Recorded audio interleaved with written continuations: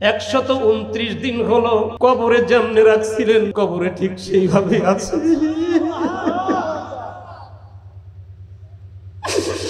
আমি আমার বড় ভাইরে ফোন দিলাম, বড় ভাই তখন কবরের পাশে বসা, কবরের মাটি সরানো হয়েছে। বড় ভাই আমার বাবার দেহ দেখাচ্ছে, বাবার নাক ধইরা ধইরা আমারে দেখায়, আব্বার নাক পচে নাই, কোনো কিছুই হয় নাই। আমার কান ধইরা টেনে টেনে দেখায়, বাবার কান অক্ষত কিছুই হয় নাই। আব্বার দাড়ি টাইনা টাইনা দেখায়, আব্বার দাড়িও একটা নড়ে চড়ে। নবী আমার বলেন, যাবে রে, আসল কথা আমার কাছে তোমরা লুকাইলেও আমার আল্লাহ আমার কাছে কিন্তু গোপন রাখেন নাই। আমার আল্লাহ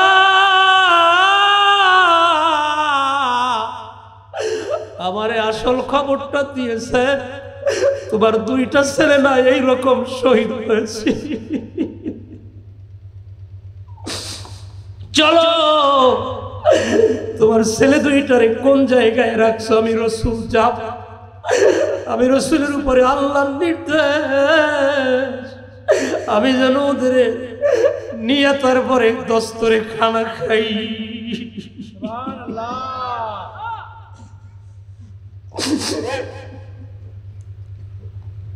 এই পৃথিবীতে আমার আল্লাহ রাব্বুল আলামিন আপনাকে আমাকে পাঠিয়েছেন তার এই দাসত্বের জন্য, ইবাদতের জন্য, গোলামির জন্য। আল্লাহ বলে দিয়েছেন, ওয়ামা খালাকতুল জিন্না ওয়াল ইনসা ইল্লা লিয়াবুদুন।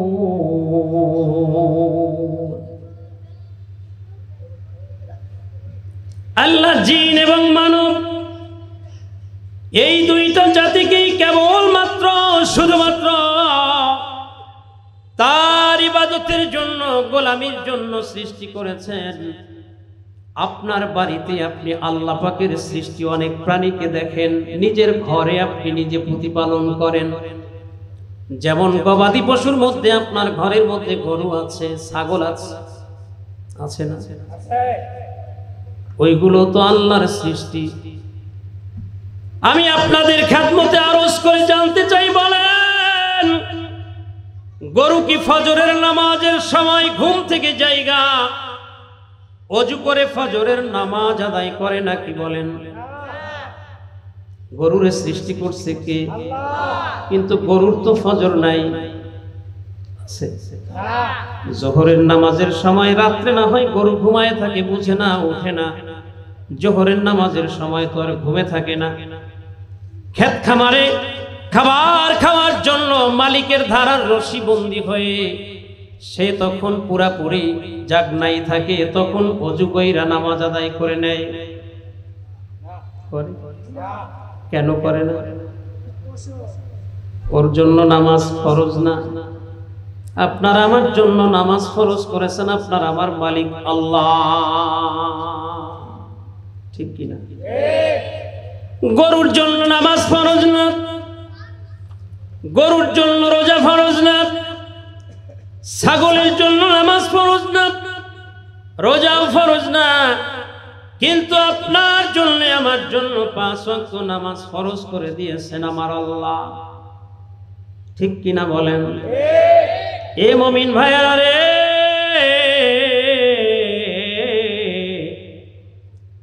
যদি 1 ওয়াক্ত নামাজ আপনি নিজের ইচ্ছায় ছেড়ে দেন, আদায় না করে আপনি যদি অনাদায় থেকে যান, কম যদি জাহান্নামের আগুনে জ্বলেন 2,88,00,000 বছর জাহান্নামে জ্বলতে হবে।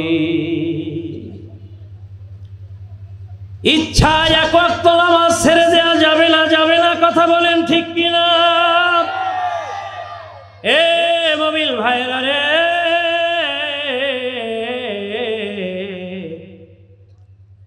অতএব কারণে আমার আল্লাহ সৃষ্টি করছেন যেই কারণে, কারণটা আপনাকে আমাকে মাথায় ঠিক মতো নিতে হবে, সে অনুযায়ী আমল করতে হবে, কথা বলেন ঠিক কিনা? রাতে এশার নামাজ কে কে আদায় করেছেন হাতগুলো দেখি। এ মুমিন ভাইরা, এশার নামাজ আদায় করেছেন, আলহামদুলিল্লাহ বলেন। এশার নামাজ পড়েছেন, আপনি যদি নিয়ত করেন যে আমি ফজরের নামাজও আদায় করব, জামাতে আমি ফজরের নামাজে যাব, এশার নামাজ পড়ে সারা রাত আপনি ঘুমেই থাকবেন, সারা রাতে একবারও ঘুম ভাঙবে না। ওই সময় ঘুম ভাঙবে যখন মুয়াজ্জিন মসজিদের মাইকে বলবে আসসালাতু খায়রুম মিনান নাওম, ঘুমের চেয়ে নামাজ উত্তম। সুবহানাল্লাহ বলেন। মুয়াজ্জিন মসজিদের মাইকে বলছে ঘুমের চেয়ে নামাজ উত্তম। তার মানে তুমি তোমার ঘুম এখন বাতিল করে দাও, ঘুম ছাইড়া দিয়া আল্লাহর হুকুম পালনের জন্য তুমি জেগে ওঠো। সুন্দর করে তুমি ওযু করে নাও, ওযু করে তুমি ফজরের নামাজের জন্য প্রস্তুতি নাও। যদি তুমি ফজরের নামাজ জামাতের সাথে আদায় করো, এশার নামাজ জামাতে আদায় করে রাত্রে ফজর পর্যন্ত তুমি টানা ঘুমাইছিলা, ফজরের নামাজ জামাতে আদায় করার কারণে আমার আল্লাহ আপনার আমার আমল নামায় সারা রাত জেগে জেগে ইবাদতের সওয়াব দান করবে।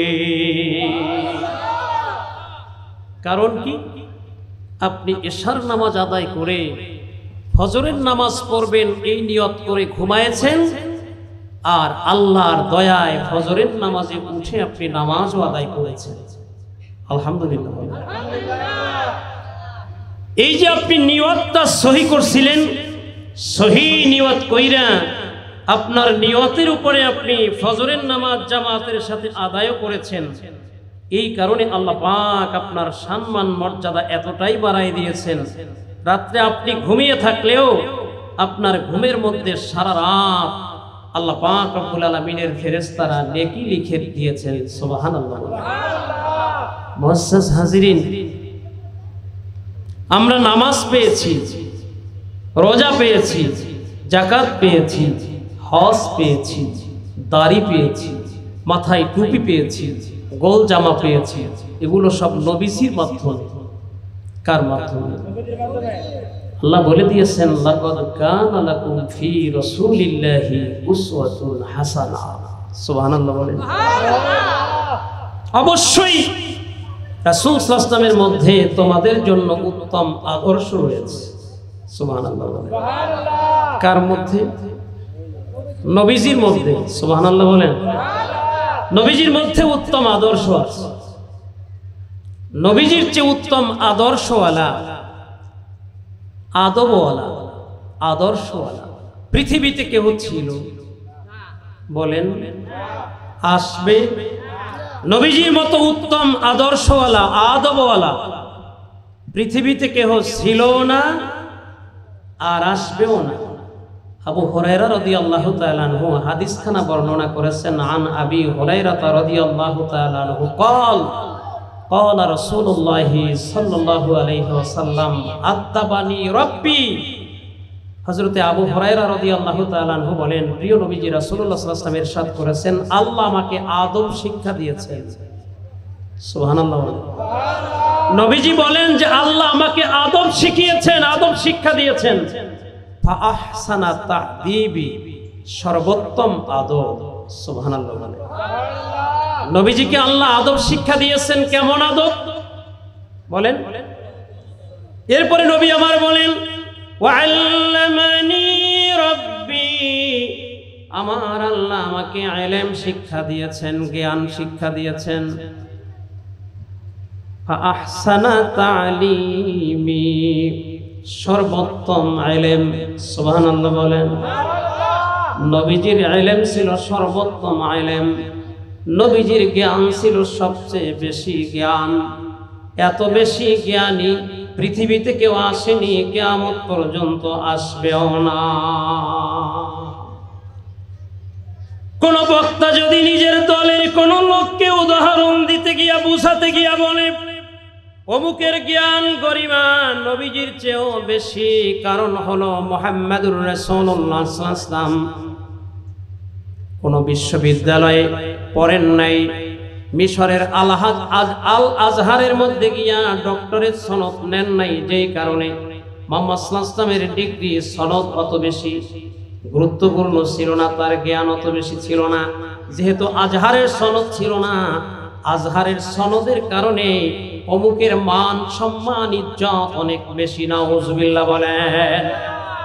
নবীজি বলেন বুইস্তু মুআল্লিমান, এই পৃথিবীতে আমি এসেছি মুআল্লিম হয়ে, শিক্ষক হয়ে। আল্লাহ আমাকে শিক্ষকের মর্যাদা দিয়ে দুনিয়ায় প্রেরণ করেছেন, আমি ছাত্র হয়ে পৃথিবীতে আসি নাই। নবী আমার বলছেন সালু আন্নি উজিবু লাকুম, তোমরা আমাকে প্রশ্ন করো, প্রশ্ন যত জটিল হবে, যত কঠিন হবে, আমার কাছে কোনো প্রশ্নই জটিল ও কঠিন না, আমি সব প্রশ্নের জবাব দিয়ে দিব। আপনি আমার কাছে প্রশ্ন করেন, 10টা প্রশ্ন করলে 2, 4, 5টা হয়তো ভালো করে বোঝাতে পারবো, বাকি প্রশ্নগুলো আমি না জানা সত্ত্বেও আপনারা যাতে আমাকে ভুল বুঝতে না পারেন, অথবা আমি যে প্রশ্নের জবাবে আপনাদের সামনে আটকা পড়েছি এটা ধরা পড়ে না যায়, এজন্য কোন রকম জবাব দিয়ে আপনাদের সামনে থেকে আমি কেটে যাওয়ার চেষ্টা করব। কিন্তু নবীজি তা বলেন নাই। নবীজি বলছেন তোমরা আমাকে প্রশ্ন করো, প্রশ্নের মান যত জটিল হোক না কেন, কঠিন হোক না কেন, আমি সব প্রশ্নের জবাব দিয়ে দিব। আমার ভাইরা রে, যেই নবীজি এত চমৎকার কথা বললেন, ওই নবীজি একটা সুন্দর মেসেজ আপনার আমার জন্য রেখে গিয়েছেন। হুজুরের সাহাবী ইবনে মাসউদ, আব্দুল্লাহ ইবনে মাসউদ রাদিয়াল্লাহু তাআলা আনহু হাদিস খানা বর্ণনা করেছেন। আন ইবনে মাসউদ রাদিয়াল্লাহু তাআলা আনহু قال قال رسول الله صلى الله عليه وسلم أولى الناس بي يوم القيامة أكثرهم علي الصلاة رواه الترمذي। তিরমিজি শরীফের মধ্যে হাদিস খানা এসেছে। আমার নবীজির কলিজার টুকরা সাহাবী হযরতে আব্দুল্লাহ ইবনে মাসউদ রাদিয়াল্লাহু তাআলা আনহু হাদিস খানা বর্ণনা করেছেন যে প্রিয় নবীজি রাসূলুল্লাহ সাল্লাল্লাহু আলাইহি ওয়াসাল্লাম ইরশাদ করেছেন, আমার উম্মতের মধ্যে ওই সমস্ত উম্মতরা কিয়ামতের দিন আমার সবচেয়ে নিকটে থাকবে। আউলান নাসি বি ইয়াউমাল কিয়ামতি আকসারুহুম আলাইয়া সালাহ, আমার উম্মতের মধ্যে আমার ওই সমস্ত উম্মতরা কিয়ামতের দিন আমার সবচেয়ে নিকটে থাকবে। কারা? যারা আমার উপরে বেশি পরিমাণে দরুদ শরীফের আমল করবে। আমার ভাইরা, নবীজি কিয়ামতের ময়দানে ওই উম্মতদেরকে খুব কাছে পাবেন। কাদেরকে? আর নবীজির কাছাকাছি যেই সমস্ত উম্মতরা কিয়ামতের ময়দানে থাকবে, কাছাকাছি যারা হবে, ওই উম্মতরা কিয়ামতের দিন সবার আগে আমার নবীজির শাফাআত লাভ করবে। ভাইয়েরা আমার, বন্ধুরা আমার, হুজুরের কলিজার টুকরা সাহাবী ফাতেমাতুজ জোহরা রাদিয়াল্লাহু তাআলা আনহার স্বামী, ইসলামের চতুর্থ খলিফা হযরতে আলী রাদিয়াল্লাহু তাআলা আনহু হাদিস খানা বর্ণনা করেছেন। আন আলী রাদিয়াল্লাহু তাআলা আনহু قال قال رسول الله صلى الله عليه وسلم من صلى علي صلاة كتب الله له قيراطا والقيراط مثل أحد। হুজুরের কলিজার টুকরা জামাতা আলী কাররামাল্লাহু ওয়াজহাহু বলেছেন, নবী পাক সাল্লাল্লাহু আলাইহি ওয়াসাল্লাম ইরশাদ করেছেন, যে ব্যক্তি আমার উপরে মাত্র একবার দরুদ শরীফের আমল করবে। কয়বার? সবাই বলেন। নবীজি বলেন, আমার যে উম্মত আমার উপরে একবার মাত্র দরুদ শরীফের আমল করবে, কাতাবাল্লাহু লাহু কিরাতান, আল্লাহ রাব্বুল আলামিন তার আমল নামায় 1 কিরাত পরিমাণ নেকি দান করে দিবে। কয় কিরাত? এখন 1 কিরাত বলতে আপনি কি 1 কেজি পরিমাণ ধরবেন, নাকি 2 কেজি ধরবেন, নাকি 5 কেজি ধরবেন? না না না, 1500 বছর আগে নবী আমার এই প্রশ্নের জবাবও নিজে দিয়ে গেছেন। নবী আমার বলেন, ওয়াল কিরাতু মিসলু উহুদিন, 1 কিরাত হলো পুরো উহুদ পাহাড়ের সমান। যারা হজ করেছেন মদিনা শরীফের 3 দিকে এই উহুদ পাহাড়ের বেষ্টনী দেখেছেন, 7.5 মাইল উহুদ পাহাড়টা, মদিনা শরীফের 3 দিকে উহুদ পাহাড়। এই 7.5 মাইল পাহাড়, এই পাহাড়টা জান্নাতে যাবে। এই পাহাড়ের সম্মান আল্লাহর কাছে অনেক বেশি। উহুদ পাহাড় এইটা জান্নাতে যাবে। উহুদ পাহাড়ের কালার, উহুদ পাহাড়ের রং অন্যান্য পাহাড়গুলোর মতো না। উহুদ পাহাড়ের রং একটু লালচে বর্ণের। উহুদ পাহাড় জান্নাতে থাকবে। উহুদের মর্যাদা, উহুদের সম্মান অনেক বেশি। উহুদ পাহাড়টা উপরে যতটুকু দেখা যায় তার চেয়ে অনেক বেশি অংশ মাটির মধ্যে। কারণটা কি? আল্লাহ বলেছেন, ওয়াল জিবালা আওতাদা। পাহাড় হলো জমিনের প্রাণী। জমিনটাকে স্থির করে ধরে রাখার জন্য আল্লাহ সুবহানাহু ওয়া তাআলা জমিনকে ভূমিকম্প থেকে, ভূমিধস থেকে রক্ষা করার জন্য জমিনের উপরে পাহাড় স্থাপন করেছেন। এই পাহাড়গুলো জমিনকে শক্ত করে ধরে রেখেছে। এই জন্য উপরে উহুদ পাহাড় যতটুকু দেখা যায় তার চেয়ে অনেক গুণ বেশি জমিনের মধ্যে ঢুকানো আছে। এই নিচে যতটুকু উহুদ পাহাড়, উপরে যতটুকু উহুদ পাহাড় দৃশ্যমান, পুরো পাহাড়টাকে মিজানের পাল্লায় তুলে দিলে যতটুকু হবে, আমার নবীজির মহব্বতে একবার মাত্র দরুদ শরীফ পড়লে দরুদ পাঠকারীর আমল নামায় আল্লাহ ওই পরিমাণ নেকি দিয়া দিবে। রে মুমিন ভাইরা, হযরতে হাসান বসরি রহমাতুল্লাহি আলাইহি তিনি একজন তাবী ছিলেন।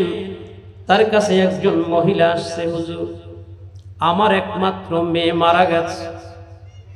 আপনাদেরও অনেকের ছেলে মারা গেছে, কারো মেয়ে মারা গেছে। কথা বলেন, কারো ছেলে মারা গেছে, কারো মেয়ে মারা গেছে। বাবা জীবিত আছে, বাবা জীবিত, মা জীবিত। একমাত্র ছেলে অথবা বহু সাধনার পরে একটা মাত্রই মেয়ে। বহু সাধনা করে হুজুরদের কাছে গিয়া বলে বলে দোয়া নিয়ে এসে একটা মাত্র মেয়ে পেয়েছে অথবা একটা ছেলে পেয়েছে। ওই ছেলেটা মারা গেছে। বাবা মা দুনিয়ায় যতদিন জীবিত থাকে চোখের পানি একটা দিনও তাদের বন্ধ হয় না। কারণ তাদের ভবিষ্যৎ প্রজন্ম, ভবিষ্যতে বংশের বাতি জ্বালানোর মতো একটাই সম্পদ ছিল, একটাই ছেলে ছিল, একটা সন্তান ছিল, আল্লাহ নিয়ে গেছে। ওই কষ্টে মা বাবার চোখের পানি আর বন্ধ হয় না, সারাদিন কান্দে। প্রতিবেশীদের সন্তান দেখে কোলে নিয়ে নিয়ে কান্দে। আমার এই ঘরটায় আমরা দুজন চলে যাওয়ার পরে কেউ বাতি জ্বালানোর মতো থাকলো না। হযরতে হাসান বসরি রহমাতুল্লাহি আলাইহির কাছে মহিলা গিয়া বলে, হুজুর আমার একমাত্র মেয়ে মারা গেছে। কিন্তু দুঃখের বিষয় হলো হুজুর, পার্শ্ববর্তী অনেক মহিলারাই বলে আমার মা মারা গেছে, মারে আমি প্রায় দিনই স্বপ্নে দেখি। বাবা মারা গেছে, বাবারে আমি প্রায় দিনই রাত্রে স্বপ্নে দেখি। হুজুর আমার মেয়েটারে আমি একটা রাত্রে ওই পর্যন্ত স্বপ্নে দেখি নাই। আপনার কাছে একটু আমি অনুরোধ জানাই, হুজুর আমার এমন একটা আমল বলে দেন যে আমলটা আমি করলে আমার মেয়েটারে অন্তত একটু স্বপ্নে দেখতে পারবো।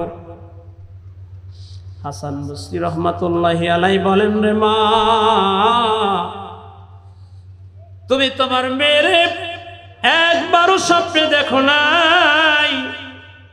ওই মাকে তুমি স্বপ্নে দেখার জন্য, ওই মেয়েকে তুমি স্বপ্নে দেখার জন্য আমার কাছে আমলের কথা বলেছ। হ্যাঁ মা, আমি তোমার একটা আমলের সন্ধান দেই, যদি তুমি আমলটা করো তবে তুমি তোমার মেয়েকে স্বপ্নে দেখতে পারবা। আলহামদুলিল্লাহ বলেন। এ ভাইরা, আপনার বাবাও তো মারা গেছে, আপনারও তো মন চায় বাবার একটু স্বপ্নে দেখেন। আমি আমার বাবারে হারিয়েছি গেল রমজান মাসের ৩রা রমজান। এই যে গেল রমজান মাস, ৩রা রমজান, ইফতারির ঠিক আগ মুহূর্তে আসরের নামাজ পড়ে ওযু করে বাবা অসুস্থ, কাছে গেছি সূরা ইয়াসিন পড়ব, গিয়া দেখি বাবার শ্বাস একটু বেড়ে গেছে। দীর্ঘদিনের অসুস্থতার মধ্যে এমন শ্বাস নিতে বাবারে দেখি নাই। কেমন জানি মনের মধ্যে কামড় দিছে, বাবা বুঝি আমাদের এতিম করে চলে যাবে। বড় ভাইরে ফোন দিলাম, ভাইয়া আব্বা যেন কেমন কেমন করে, মনে হয় বুঝি আব্বা চলে যান নাকি, তাড়াতাড়ি আসেন।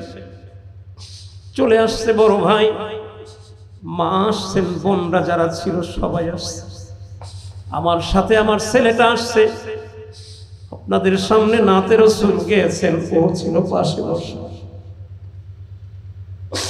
আমি সূরা ইয়াসিন পড়ি, বড় ভাই কালেমার তালকিন দিচ্ছেন। দেখলাম বাবার শ্বাস একটু বেড়ে যাচ্ছে। ইফতারির মনে হয় যেন ৫-৭ মিনিট আগের ঘটনা। মা ঈশা মুখের মধ্যে একটু পানি দেওয়ার চেষ্টা করলেন, চামিচ দিয়ে পানি দিলেন, কিন্তু দেখলাম বাবা পানিটা মুখে নিলেন না, ঢোক গিললেন না, মাথাটা কাত করে দিলেন, মুখের পানিটা ফেলে দিলেন। কিছুক্ষণ পরে আন্দাজ করলাম বুকের মধ্যে একটু মনে হয় যেন কম্পন হলো। ডান দিকে বাবা মাথাটা ঝুঁকায় দিলেন, দুনিয়ার থেকে বিদায় হয়ে গেলেন। সবাই একজন আরেকজনের মুখের দিকে তাকাচ্ছি আর কাঁদছি। আল্লাহ আমারে দয়া কইরা কাবার মেহমান বানালেন। হজে গেলাম জুলাই মাসের 10 তারিখে, মদিনা শরীফ থেকে ফিরে আসলাম। বাড়ির থেকে সবার ফোন দিয়ে আমার মোবাইলে বারবার ফোন যাচ্ছে। আমি ফোন দেখি নাই, এমবি ছিল না। জোহরের নামাজ মসজিদে নববীতে বিদায় নামাজ পড়ে আসলাম। বাসায় এসে ঢুকলাম, ঢুইকা দেখি বাড়ির থেকে সকলের ফোন আমার মোবাইল। একজনকে ফোন দিলাম, ভাগলি জামাই। ফোন দেওয়ার পরেই বললেন, মামা বাড়ির খবর পেয়েছেন নাকি? কি বলে? নানার কবর ভেঙে গেছে, 129 দিন হলো। কবরে যেমনে রাখছিলেন নানা, কবরে ঠিক সেইভাবে আছে।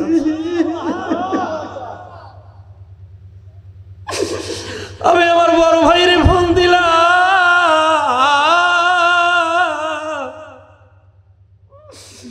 বড় ভাই তখন কবরের পাশে বসা,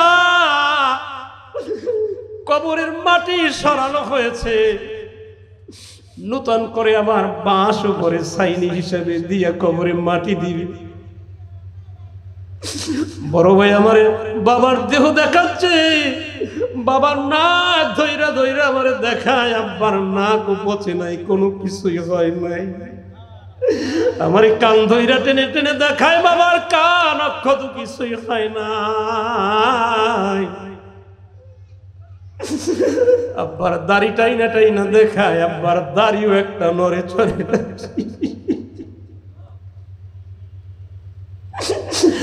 এ মুমিন ভাইরা,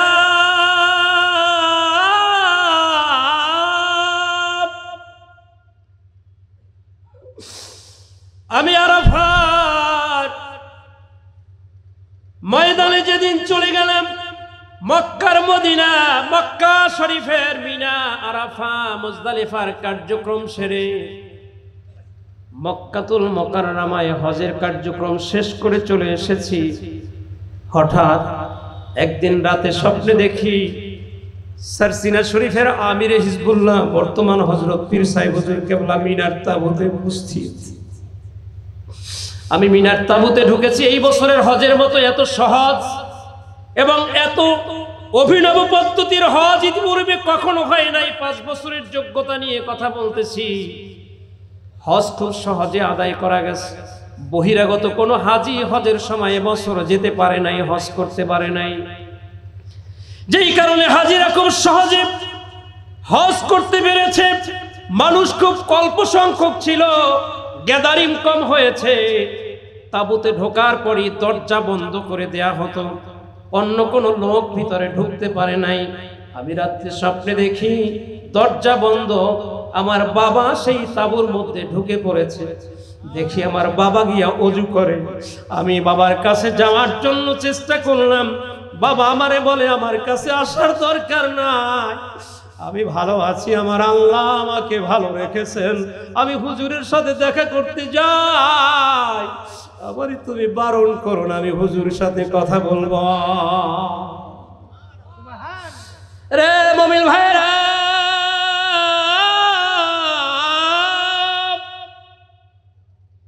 কথাটা এই জন্য বললাম, হাসান বসরি রহমতুল্লাহি আলাইহির কাছে মহিলা এসে বলছে, হুজুর আমার মন চায় আমার একমাত্র মেয়েরে যাতে আমি একটু স্বপ্নে দেখতে পারি।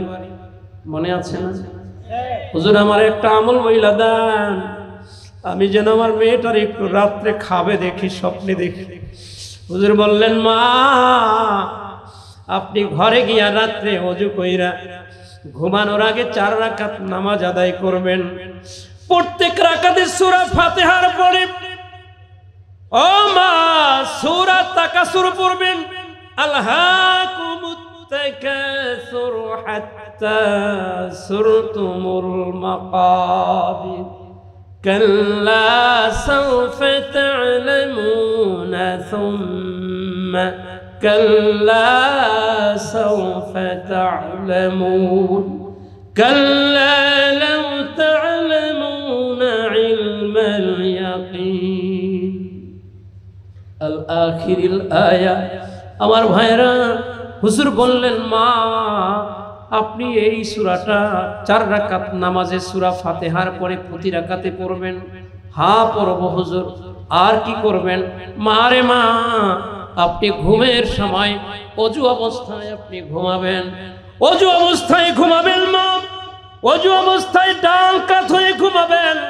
যতক্ষণ পর্যন্ত মা আপনার ঘুম না আসে আপনি নবীজির মহব্বতে দরুদ শরীফ পড়তে থাকবেন। দরুদ শরীফ পড়তে পড়তে আপনি ঘুমায় যাবেন মা। আমার আল্লাহ আপনার সঙ্গে আপনার মেয়ের স্বপ্নে দেখার ব্যবস্থা করে দিবে। একটু জিকির করেন লা ইলাহা মোহব্বতে লা ইলাহা। অনেক ভাইয়েরা দাঁড়ায় আছে, পিছনে অনেক ভাইয়েরা দাঁড়ানো। ওই ভাইয়েরাও মাহফিলে আসছে আপনাদের মতো, তারাও একটু বসতে জায়গা চাচ্ছে। মাহফিলের মাঠ খুব বেশি বড় সড়ো না হওয়ার কারণে অনেককে আপনারা জায়গা দিতে পারতেছেন না। যারা দাঁড়িয়ে আছে অনেকে দাঁড়ানো অবস্থায় কিছুক্ষণ থাকার পরে চলে যাওয়ার নিয়ত করতেছে। তো মাঝখানে দেখা যায় এখনো অনেক জায়গা ফাঁকা আছে। এই ফাঁকা জায়গা একটু পূরণ করুন। আপনারা ফাঁকা জায়গাগুলো পূর্ণ করে বসুন। এই ফাঁকা জায়গা ফাঁকা না রাখা, এই ফাঁকা জায়গাগুলো যদি আপনারা রাখেন, এই জায়গায় আইসা তৃতীয় একজন বসে বৈশা আপনার মধ্যে ওয়াসওয়াসা দিয়ে আপনারে ময়দান থেকে নিয়ে যাওয়ার জন্য ষড়যন্ত্র করে। ওই ষড়যন্ত্রকারীর নাম জানো কি? শয়তানের মাঝখানে বসতে দিলে আপনার লাভ হবে না ক্ষতি হবে? ও চেষ্টা করবে আপনার মধ্যে ওয়াসওয়াসা দিয়ে আপনারে ময়দান থেকে ভাগায় নিয়ে যেতে। ভেগে গেলে চলে গেলে কি আপনার লাভ হবে না ক্ষতি হবে? এখানে থাকলে একটা দুইটা কথা যদি আপনাদের মতো ইমানদার মানুষদের সামনে উপস্থাপনের কারণে, আপনাদের সামনে বলার কারণে আমার কোনো লাভ হয়, তাহলে তো আমি লাভবান হলাম, আপনি লাভবান না হলে আমি লাভবান হতে পারি। আমরা বক্তা যারা, তাদের একটা কথা এই ময়দানের তাসিরের কারণে যদি আমার আমলে কথাটা চলে আসে, তাইলে আমি সফল হলাম। আর যদি আল্লাহ দয়া করে আপনাদেরকেও দুই একটা কথা অন্তত মানার মতো ব্যবস্থা করে দেন, তাইলে আপনারাও সফল হবেন। কথা বলেন। কাছেই মাঝখানে শয়তানকে ঢোকার কোনো সুযোগ না দিয়া, মাঝখানের ফাঁকা জায়গা, যার সামনে জায়গা আছে দয়া করে জায়গাগুলো একটু পূরণ করে এরপরে বসুন, বাকি আলোচনা আমরা করব ইনশাআল্লাহ। একটু গরম পানি দেন ভাই। মাইকের আওয়াজটা একটু বাড়াইতে পারলে বাড়ান। আওয়াজটা কি আপনাদের কাছে ক্লিয়ার মনে হচ্ছে? হ্যাঁ, খুব ক্লিয়ার মনে হচ্ছে? আপনাদের কাছে ক্লিয়ার মনে হচ্ছে? আলহামদুলিল্লাহ, আপনারা বুঝলে হলো। তো হযরতে হাসান বসরি রহমাতুল্লাহি আলাইহি বললেন, এখানে আওয়াজটা আমার কাছে খুব ক্লিয়ার হচ্ছে, আমি বুঝতেছি না, যে কারণে বারবার আমি কথাগুলো বলতেছি। আপনারা তো বুঝতেছেন আলহামদুলিল্লাহ, বলে বাড়ি হতে পারে। তো হাসান বসরি রহমাতুল্লাহ বললেন, মা 4 রাকাত নামাজ আর ঘুম না আসা পর্যন্ত দরুদ শরীফ। আলহামদুলিল্লাহ বলেন। মহিলা মেয়েকে দেখবে বলছে, তৎকালীন সময়ের বিশিষ্ট বুজুর্গ আল্লাহর খাস ওলি তার কাছে গেছেন, তিনি বলছেন, বলার পরে আমল শুরু করছে, রাত্রে ঘুমায় গেছে, ঘুমের আগে 4 রাকাত নামাজ ঠিকই পড়ছে, দরুদ শরীফ পড়তে পড়তে তন্দ্রা আসছে, ঘুমায় গেছে। দেখবেন আপনার যদি ঘুম না আসে, সারা রাত অর্ঘুমা আপনারা বলেন, এই অর্ঘুমার অবস্থার মানুষ আপনি যখন দরুদ শরীফ পড়বেন, দেখবেন দীর্ঘ সময় আপনার লাগবে না, ঘুম আসবে তাড়াতাড়ি। কারণ কি? শয়তান আপনারে দরুদ শরীফের আমল বেশিক্ষণ করতে দিবে না। ও আপনার হাত পা টিপতে শুরু করবে তাড়াতাড়ি, যাতে ঘুম আসে আপনার। কারণ দরুদ শরীফের আমলটা বেশি হয়ে গেলে তো আপনার আমল নামায় ন্যাকে ভরে যাবে। শয়তান চাচ্ছে না আপনার আমল নামায় অনেক বেশি ন্যাক জমা হোক। এই জন্য আপনার মাথার মধ্যে আইসা আস্তে আস্তে আপনার মাথাটা এরকম চুলকাবে, পায়ের মধ্যে আইসা আস্তে আস্তে আপনাকে টিপতে থাকবে তাড়াতাড়ি, যাতে আপনার ঘুম আসে। এটা শয়তানের অপকৌশল। ইবাদত করতে দিতে চায়, ঘুম আসে। তো যাই হোক, তার ঘুমটা শুরু হয়েছে নবীজির দরুদ শরীফ দিয়া। কি দিয়া? আগে নামাজ পড়ছে, এখন ঘুম শুরুই হয়েছে দরুদ শরীফের আমল দিয়া। দরুদ শরীফ পড়তে পড়তে ঘুমায় গেছে। কতক্ষণ পরেই স্বপ্নের মধ্যে মেয়েকে দেখেছে। মেয়েকে দেখছিল না, ভালো ছিল, দেখে আর এক বিপদ। কি বিপদ? দেখে মেয়েটা হাতে আর পায়ে লোহার জিনজির পরানো, আগুনের জিনজির, আগুনের শিকল পরানো। আচ্ছা বলেন, মা যদি স্বপ্নে দেখে তার মেয়ে জাহান্নামের আগুনের মধ্যে জ্বলতেছে, আগুনে জ্বালাচ্ছে, যাতে ছুটে যেতে না পারে, সরতে না পারে, এই জন্য তার হাতে পায়ে লোহার শিকল দিয়ে আটকায় রাখছে, আর তারে জাহান্নামের আগুনে জ্বালানো হচ্ছে। এই চিত্র দেখা মা কি সহ্য করতে পারবে? বলেন। দেখছিল না, একদিনও দেখে নাই, ভালো ছিল, কিন্তু দেখতে চেয়ে এখন আরো মন অস্থির হয়ে গেল, পাগলের মতো হয়ে গেলেন মা। পরদিন ফজরের নামাজ আদায় করে মহিলা পাগলের মতো ছুটে চললেন, হযরতে হাসান বসরি রহমাতুল্লাহি আলাইহির কাছে চলে আসলেন। হুজুর, আমি আমার মেয়েরে দেখছিলাম না, ভালো ছিলাম, দেখে হৃদয়ের মধ্যে এমন অস্থিরতা বেড়ে গেছে, আমি সহ্য করতে পারতেছি না। মা, কি দেখেছেন? মা, কি এমন দেখেছেন যা দেখে আপনার হৃদয়ের অস্থিরতা বেড়ে গেছে? মহিলা ডাক দিয়া বলে, হুজুর, আমি স্বপ্নে দেখলাম আমার সন্তানটা হাতে আর পায়ের মধ্যে লোহার জিনজির পরানো, পুরো শরীরটা আগুনের মধ্যে জ্বলতেছে। হুজুর, আমি সহ্য করতে পারি না, মা হয়ে কি করে আমার মেয়েকে এই শাস্তির থেকে রক্ষা করা যায়, কি আমল আমি করলে আমার মেয়ে এই শাস্তি থেকে রক্ষা পাবে, আমার একটু আমল বলে দেন। সুবহানাল্লাহ বলেন। হাসান বসরি রহমাতুল্লাহি আলাইহি বললেন, মা আপনার মেয়ের এই শাস্তির জন্য আপনি কিছু সাদকা করে দেন। সুবহানাল্লাহ বলেন। আস-সাদাকাতু তারুদ্দুল বালা। নবী আমার বলেছেন সাদকা দিলে বালা কাইটা যায়, মুসিবত দূর হয়ে যায়। শুধু তাই না, আমার কলিজার টুকরা মায়ার নবীজি ১৫০০ বছর আগে বলে গেছেন, আস-সাখিয়ু করিবুম মিনাল্লাহি ওয়া বাঈদুম মিনান নার। দানশীল ব্যক্তি দানের কারণে আল্লাহ পাকের নিকটতম হয়ে যায়। সুবহানাল্লাহ বলেন। এ ভাইরা আমার, নবীজির কত সুন্দর সমাধান। নবীজি বললেন, দানশীল ব্যক্তি দানের কারণে আল্লাহ পাকের নিকটতম হয়ে যায়, আল্লাহর কাছের হয়ে যায়। ওয়াবাঈদুম মিনান নার, আর দানের কারণে জাহান্নামের আগুন দানকারীর থেকে দূরে সরে যায়। কাজী মা,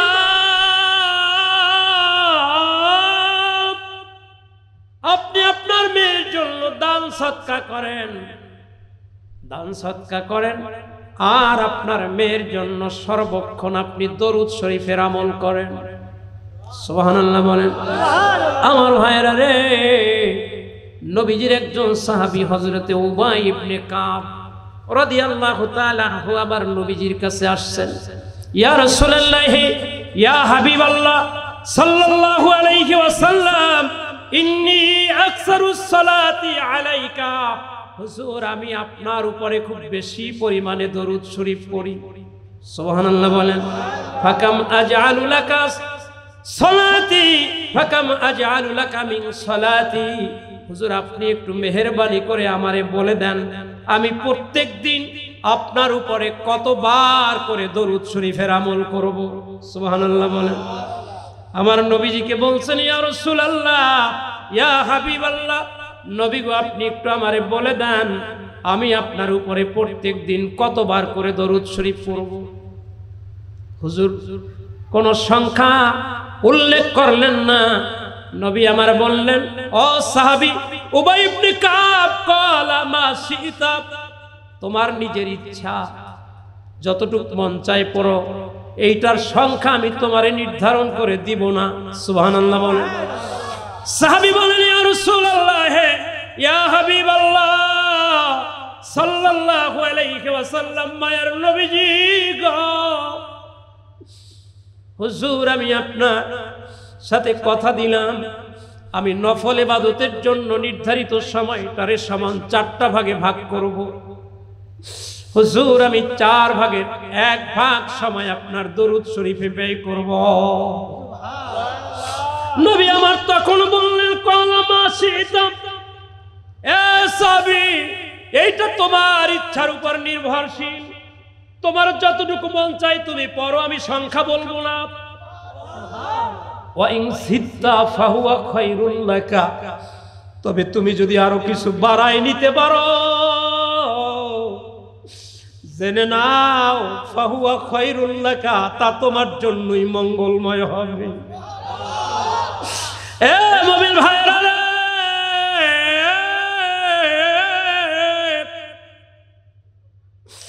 নবী আমার সংখ্যা উত্থাপন করেন নাই।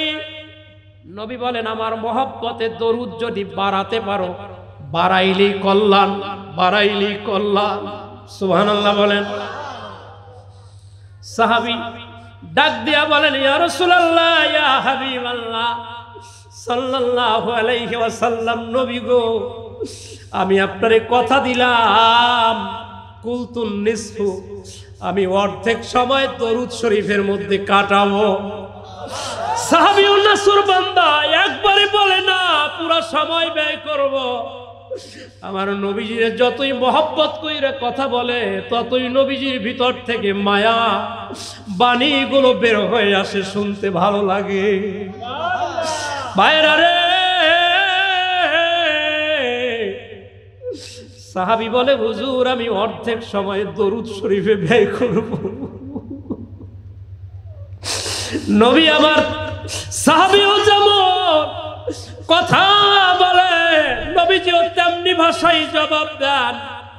নবীও বলেন কলা মাশিতা, সাহাবী রে তোমার ইচ্ছা, ওয়াইং সিত্তা যদি আরো বাড়ায় না ফাহুয়া খায়রুল লাকা, তোমার জন্যই তা কল্যাণের হবে। আমার ভাইরা রে, এরপরেও সাহাবীও একবারে বলে না হুজুর আমি দরুদ শরীফের পুরা আমলটাই আপনার দরুদ শরীফেই ব্যয় করব। সাহাবী এখনো বলে না। সাহাবী ডাক দিয়ে বলে ইয়া রাসূলুল্লাহ, হে ইয়া হাবিবাল্লাহ সাল্লাল্লাহু আলাইহি ওয়াসাল্লাম, নবী গো আমি আপনারে কথা দিলাম সময়টার 4টা সমান ভাগে ভাগ কইরা ফাসলুসাইন, আমি 3 ভাগ সময় আপনার দরুদ শরীফে ব্যয় করব। নবী আমার তখন বলেন কলা মাশিতা, এটা তোমার ইচ্ছার উপরে নির্ভর। সুবহানাল্লাহ বলেন। ওয়া ইন সিত্তা, তবে যদি আরো বাড়াও ফাহুয়া খায়রুল লাকা, তা তোমার জন্যই কল্যাণের হবে। সুবহানাল্লাহ বলেন। আমার ভাইয়েরা, আমি আপনাদের কাছে জানতে চাই, বলুন তো একটা সময়কে 4টা ভাগে ভাগ করার পরে 3টা ভাগ যদি একটা জায়গার জন্য নির্ধারণ করে দেয়া হয়, এরপরে বাকি আছে আর কত ভাগ? নবী আমার এখনো বলেন ওয়াইং সিত্তা ফাহুয়া খায়রুল লাকা, যদি আরো বাড়াও তা তোমার জন্য কল্যাণজনক হবে। এইবারে সাহাবী জবাবটা কি দিলেন শুনবেন, বুঝেন নাই? নবী যখন বললেন তুমি যদি আরো বাড়াতে পারো তা তোমার জন্য কল্যাণের হবে, এই কথার পরে সাহাবী কি জবাব দিলেন শুনবেন, বুঝেন নাই? 4 ভাগের 3 ভাগ পড়বে দরুদ শরীফ, 1 ভাগ এখনো বাকি আছে। নবীজি এই 1 ভাগ বাকি রাখা অবস্থায় সাহাবীর কথায় বললেন তুমি যদি আরেকটু বাড়াও তা তোমার জন্য কল্যাণের হবে। বাকি আছে তাইলে কয় ভাগ? এখন 1 ভাগ সাহাবী কি দরুদ শরীফ পড়বে নাকি 1 ভাগ অন্য আমলের জন্য রাখবে? আর যদি সাহাবী দরুদ শরীফের জন্যই বরাদ্দ করে তাইলে তার জন্য কি কল্যাণ আছে, নবী কি কল্যাণের ঘোষণা দিয়েছিলেন শুনতে কি রাজি আছেন? কে কে রাজি আছেন? নারায়ে তাকবীর, নারায়ে রিসালাত, সরসিনা দরবার শরীফ, আমির হিজবুল্লাহ হযরত পীর সাহেব হুজুর কিবলা, আহলুস সুন্নাত ওয়াল জামাত, হানাফি মাযহাব। আমরা কোন মাযহাবের? বলেন আমাদের মাযহাব কি? আমাদের মাযহাব হানাফি। আমরা হানাফি মাযহাবের অনুসারী, আহলুস সুন্নাত ওয়াল জামাতের মতাদর্শী। আমরা হানাফি মাযহাবকে হৃদয়ে লালন করি, আর আমাদের মাসলাক ফুরফুরা সরসিনা। কথা বলেন ঠিক কিনা? আল্লাহ এই মাসলাকের উপরে আমাদেরকে মৃত্যুর আগ পর্যন্ত থাকার যেন তৌফিক দেন, বলেন আমিন। বলেন সরসিনা দরবার হক দরবার কিনা? বলেন হক দরবার কিনা? আমার ভাইরা, বাংলাদেশে বহু দরবার আছে হকের উপর।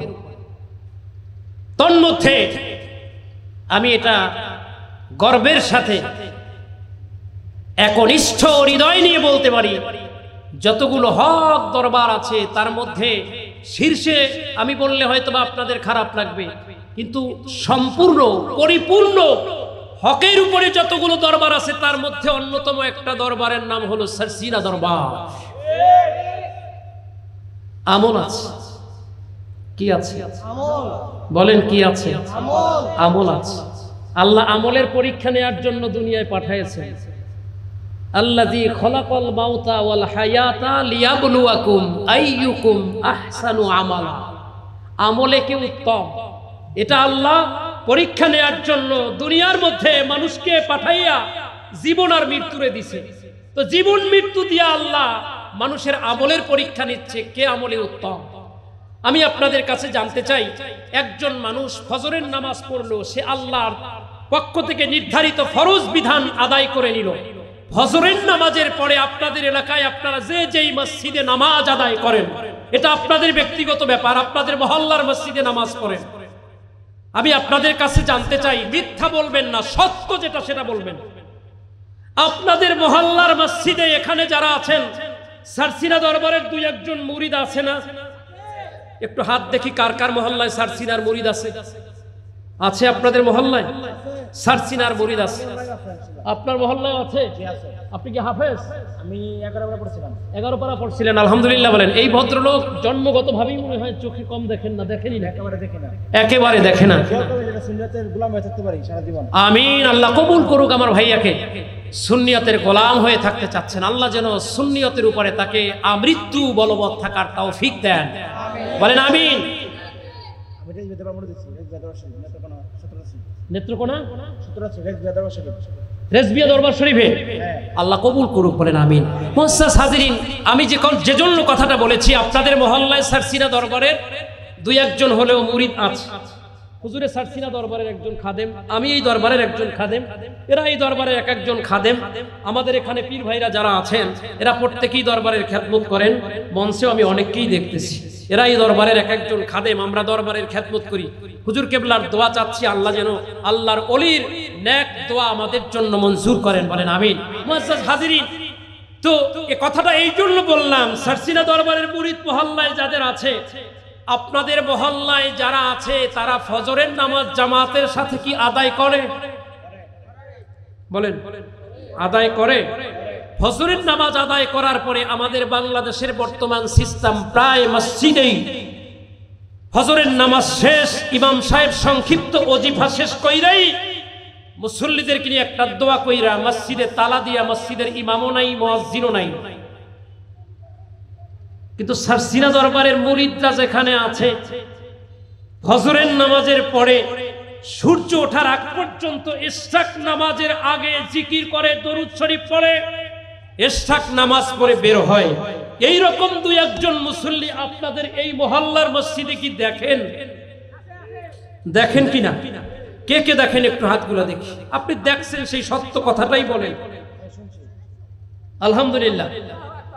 আপনারা দেখেন তো যে দুই একজন মানুষ সারসিনা দরবারের অনুসারী, এরা ফজরের নামাজের পরে আল্লাহর পক্ষ থেকে নির্ধারিত ফরজ দায়িত্বের পরে নবীর একটা সুন্নাত জিন্দা করার জন্য ফজরের নামাজের পরে ইশরাক পর্যন্ত জিকির করতে গিয়া, মুরাকাবা করতে গিয়া, মুসাল্লায় বসে বসে আল্লাহর সন্তুষ্টির জন্য সূর্য ওঠার আগ পর্যন্ত ইবাদতে রত থাকে। কথা বলেন ঠিক কিনা? এই কাজটা কি নফল? কাজটা কি নফল। উপকারিতা কি? উপকারিতা কি? আপনি মনে করেন সফরে বের হয়েছেন, বোঝানোর জন্য বলতেছি। এখানে ইশরাক আছে, মাগরিবের পরের 6 রাকাত তাওয়াবিন আছে, তাহাজ্জুদ আছে, কোরআন তেলাওয়াত আছে, জিকির আছে, দরুদ শরীফ আছে, এগুলো সব নফল। কি বলেন? নফল। আপনি মনে করেন সফরে বের হয়েছেন, সফরে বের হওয়ার সময় খাবার যদি মাঝখানে প্রয়োজন হয়, কি খাবেন? আপনি কিছু খাবার নিছেন, কিছু খেজুর নিছেন, কিছু বাদাম নিছেন, কিছু চানাচুর নিছেন, এবং আরো অন্যান্য কিছু খাবার, আদার্স মনে করেন বেশ কয়েকটা আইটেমের কিছু অল্প অল্প খাবার নিছেন সফরে। আপনার সফরে যখন আপনি রওনা করছেন, পথিমধ্যে গাড়ি আপনারে একটা জায়গায় নিয়ে থামায়, নামাজ পড়ার বিরতি দিছে, খাবারের বিরতি দিছে। এখন আপনি এই সময় হোটেলে যেই খাবারগুলো দেখতেছেন, আপনার খেতে মন চাচ্ছে না। আপনার সাথে যা আছে তার মধ্যেও 3-4টা আইটেমের খাবার থাকার কারণে, আনার কারণে হয়তো মনে করেন বাদাম, এটা খেতে এখন মন চাচ্ছে না, চানাচুর খেতে মন চাচ্ছে না, খেজুরের প্রতি একটু দুর্বলতা আছে, খেজুরটা সাথে আছে দেখা আপনি খেজুরটা খেতে পারতেছেন। কথা বলেন ঠিক কিনা? যদি খেজুর না থাকতো তাইলে আপনি খেতে পারতেন? এ ভাইরা, ফরজ ইবাদত এটা আল্লাহ আপনার জন্য আমার জন্য নির্ধারণ করে দিয়েছেন। আমি আরো একটু সহজ করে আপনাদেরকে বোঝাই দিচ্ছি। এখানে অনেক মানুষ আছেন যারা গার্মেন্টসে চাকরি করেন অথবা অন্য কোনো দপ্তরে চাকরি করেন। এই গার্মেন্টসে যারা চাকরি করে, মনে করেন 17,000 টাকা বেতন। কয় টাকা? 17,000 টাকা। ধরে নেন 17,000 টাকা বেতন। এরপরে এই লোকটা ওভার টাইম, অতিরিক্ত সময় ওই কর্মসংস্থানে দেয়, সেখান থেকে তার মাসে আরো 5,000 টাকা আসে। তাহলে 17 আর 5 কত হলো? 22,000। আপনি দেখবেন 17,000 টাকা দিয়ে আপনার সংসার আপনি চালাতে পারেন না। মনে হয় যেন 5,000 টাকায় 50,000 টাকার বরকত আপনি মনে করতেছেন। কারণ এইটা অতিরিক্ত, আপনার আসার কথা না। কোনো মাসে আসে 5, কোনো মাসে আসে 6, কোনো মাসে 4.5।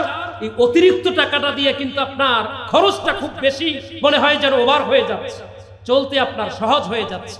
এই জন্য ফরজের পাশাপাশি নফল ইবাদতগুলো রাখবেন। ভাত খাইতে বসছেন, তরকারি আছে অনেক, মাছ আছে, মাছ খাইতে আপনার রুচিতে ধরতেছে না, আপনার মাছ খাইতে মন চাচ্ছে না। মুরগি আছে, মুরগি খান না, ব্রয়লার তো অনেকেই খায় না। গরু আছে, গরু খায় না। খাসি আছে, রুচিতে ধরছে, খাসি দিয়া খাওয়া শুরু করছে। এই জন্য ইবাদত দিয়া কিয়ামতের ময়দানে ফরজ দিয়া পার নাও পাইতে পারি, জানি না আল্লাহর কাছে মঞ্জুর হবে কিনা, কিন্তু যদি আমার নফল থাকে, নফল দিয়া কিয়ামতের ময়দানে আল্লাহ আমারে মাফ করে দিবেন। এই জন্য ফজরের নামাজের পরে ইশরাকের খুব গুরুত্ব আছে। আর তার চেয়েও একটা বড় গুরুত্ব হলো ফজরের নামাজের পরে সূর্য ওঠার আগ পর্যন্ত আপনি যদি জিকির করেন, আপনি যদি দরুদ শরীফের মুসাল্লায় বৈশা আমলটা করেন, তাইলে আপনার আমল নামায় একটা কবুল হজ, সুবহানাল্লাহ, একটা কবুল উমরার সওয়াব। সুবহানাল্লাহ। খুশি না বেজার? বলেন খুশি না বেজার? এগুলো দরকার আছে কিনা বলেন? আচ্ছা, এই আমলটা করতে কি সারসিনার মুরিদ হইয়া নামটা সারসিনা দরবারে লেখাইতে হবে?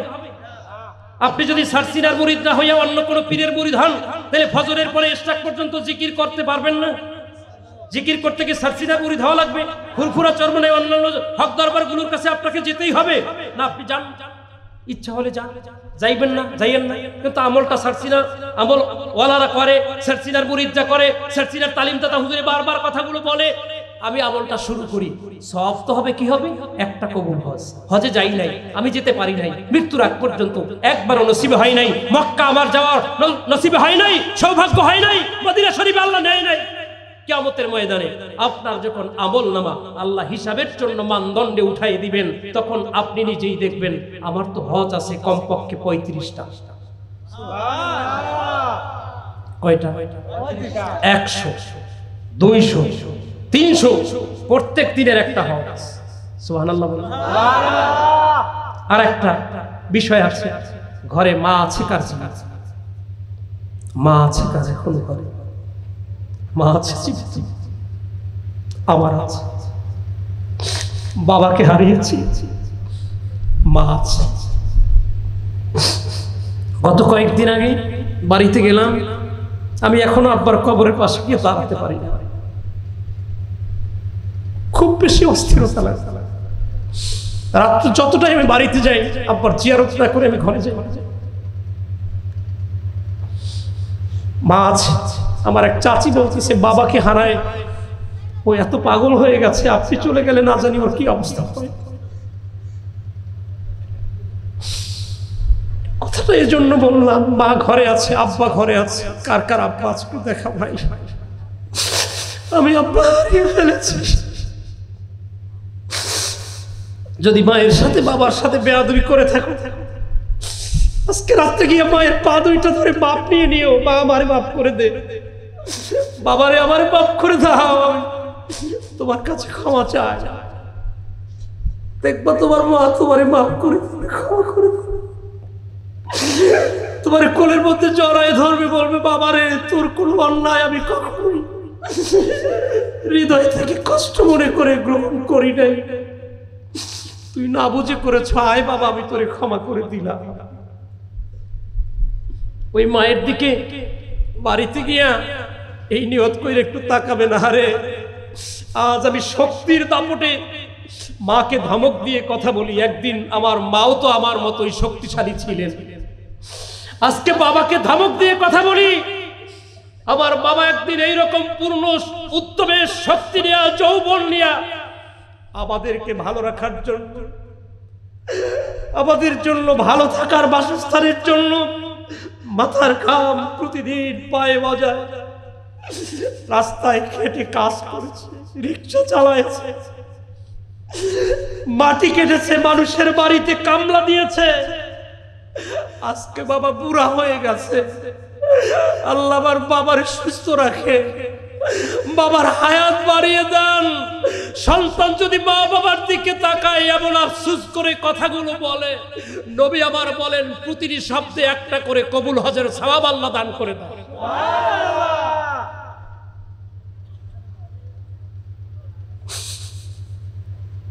আপনি হজ না করেও লক্ষ হজ দিয়ে কিয়ামতের ময়দানে আল্লাহর আদালতে দাঁড়াবেন। আপনি নিজেই বলবেন, আল্লাহ আমি হজ করি নাই, আমি একবারও মক্কা শরীফ মদিনা শরীফে গিয়ে হজ করতে পারি নাই, কিন্তু আমার আমল নামায় এতগুলো হজ আসলো কোত্থেকে?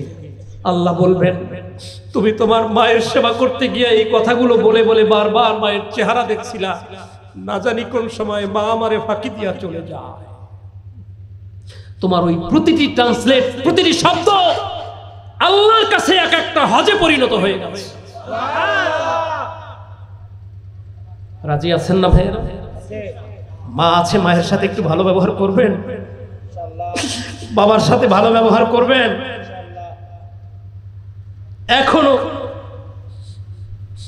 এখনো যতবার মায়ের সাথে দেখা হয় সালাম দিয়ে কদমবুসি করে দীর্ঘক্ষণ মায়ের পায়ের উপরে পড়ে থাকি। মা নিজে টাইনা ধরে উপরে তুলি, কপালে, গালে, দাড়িতে কমপক্ষে 4টা চুমা দেয়, কপালে, 2 গালে, দাড়িতে। এই 4টা দিয়ে পরে বুকের মধ্যে চড়ায় ধরে।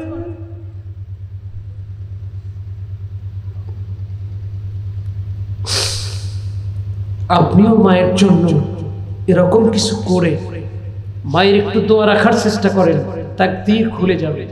কথা বলে মায়ের দোয়া কবুল হয় না? হবে না? বৃথা যাবে? বলেন বৃথা যাবে? মায়ের দোয়া অবশ্যই মঞ্জুর হবে। কথা বলেন ঠিক কিনা? মায়ের দোয়া বিফলে যাবে? বলেন যাবে? আমরা আলোচনা করেছিলাম হাসান বসরি রহমাতুল্লাহি আলাইহির কথা, দরুদ শরীফের আমল। উবাই ইবনে কাব রাদিয়াল্লাহু তাআলা আনহু কে নবী আমার বললেন, তুমি 4 ভাগের 3 ভাগ আমার উপরে দরুদ শরীফে কাটাবা, ওয়া ইন সিত্তা, যদি আরেকটু বাড়াও, ফাহুয়া খায়রুল লাকা, তোমার জন্যই তা কল্যাণের হবে। মনে আছে না? খুব বেশি ঘটনা টানি নাই, মাত্র 2টো আলোচনার কিছু সামান্য অংশ রেখে এসেছি। আপনারা কি এই 2টো আলোচনার শেষ অংশ শুনে যেতে রাজি আছেন? মুআজ্জাজ হাজিরিন, আমার নবীজির জীবনে নবীজি খুব বেশি প্রশান্তিতে দিনগুলো কাটিয়েছেন না খুব কষ্টে? একটু বলেন না সকলে।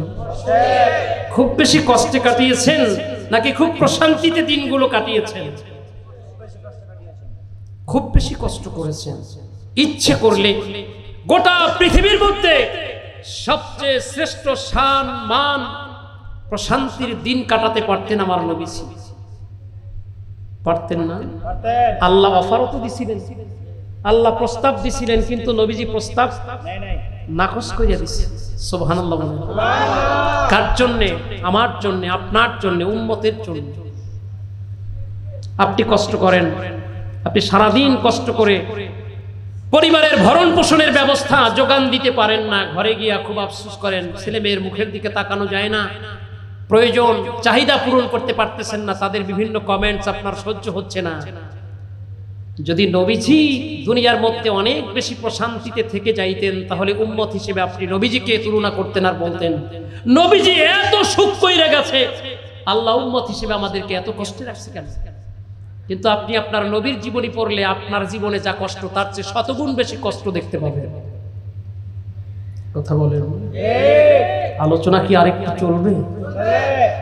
কতক্ষণ?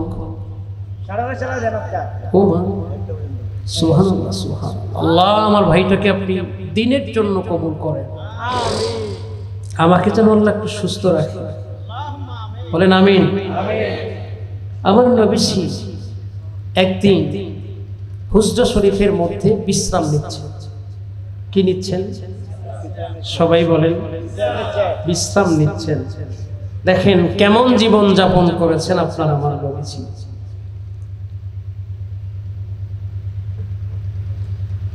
নবীজি বিশ্রাম নিচ্ছেন। একটা খাট হতে হলে 4টা খুঁটি লাগে, 4টা পায়া লাগে, 4 পায়া বিশিষ্ট একটা খাট, আর উপরে ছিল রশি, পাটের রশি। এটা হলো চালনি বলেন, আর ছাদের উপরের কাঠ বলেন পাটের রশি অথবা খেজুর পাতার রশি, যা বুঝে। এটা এখন আমাদের দেশের মহিলারাও আগে এই যে খেজুর গাছের পাতা দিয়া রশির মতো বিভিন্ন আইটেম, আবার ওই যে খাবারের পাতিলগুলো উপরে ঝুলায় রাখার জন্য বানাইতো শিকা, এগুলো এখন আর নাই। আমাদের দেশের মেয়েরা সব এখন অটো পায়। এরপরও কত অশান্তি ঘরের মধ্যে। আমার মায়েরা কত কাজ করতো, ঢেকি ছিল দেখছেন না? ও ভাই, ঢেকিতে ধান বানতো। এখন মেশিনে বাই না, অটো একদম চালের বস্তা ঘরে দেন, তারপরও অশান্তির শেষ না। ক্ষেত থেকে ধান আসতো, প্রসেসিং কইরা, সেদ্ধ কইরা, শুকাইয়া, এরপরে ঢেকিতে বাইনা এই ভাত রান্না কইরা আমাদেরকে খাওয়াইছে বাপ মা। আর আজকে এত সুন্দর পদ্ধতিতে হাতে তৈলা দিয়া অটো গ্যাস ছাইরা দিলেই জ্বলে। এই গ্যাসের চুলায় রান্না কইরাও মহিলাদের মুখের দিকে চাওয়া যায় না রে। মাত্র 20 বছর আগের চিত্রগুলো তোমরা একটু স্মরণ করো, দেখতে পাবা যে তারা কি কষ্টটা করছে। এত প্রশান্তিতে জীবন যাপন করার পরও তাদের মুখের দিকে তাকানো যায় না। আর আমার মা দাদিরা কি কষ্ট করছিল,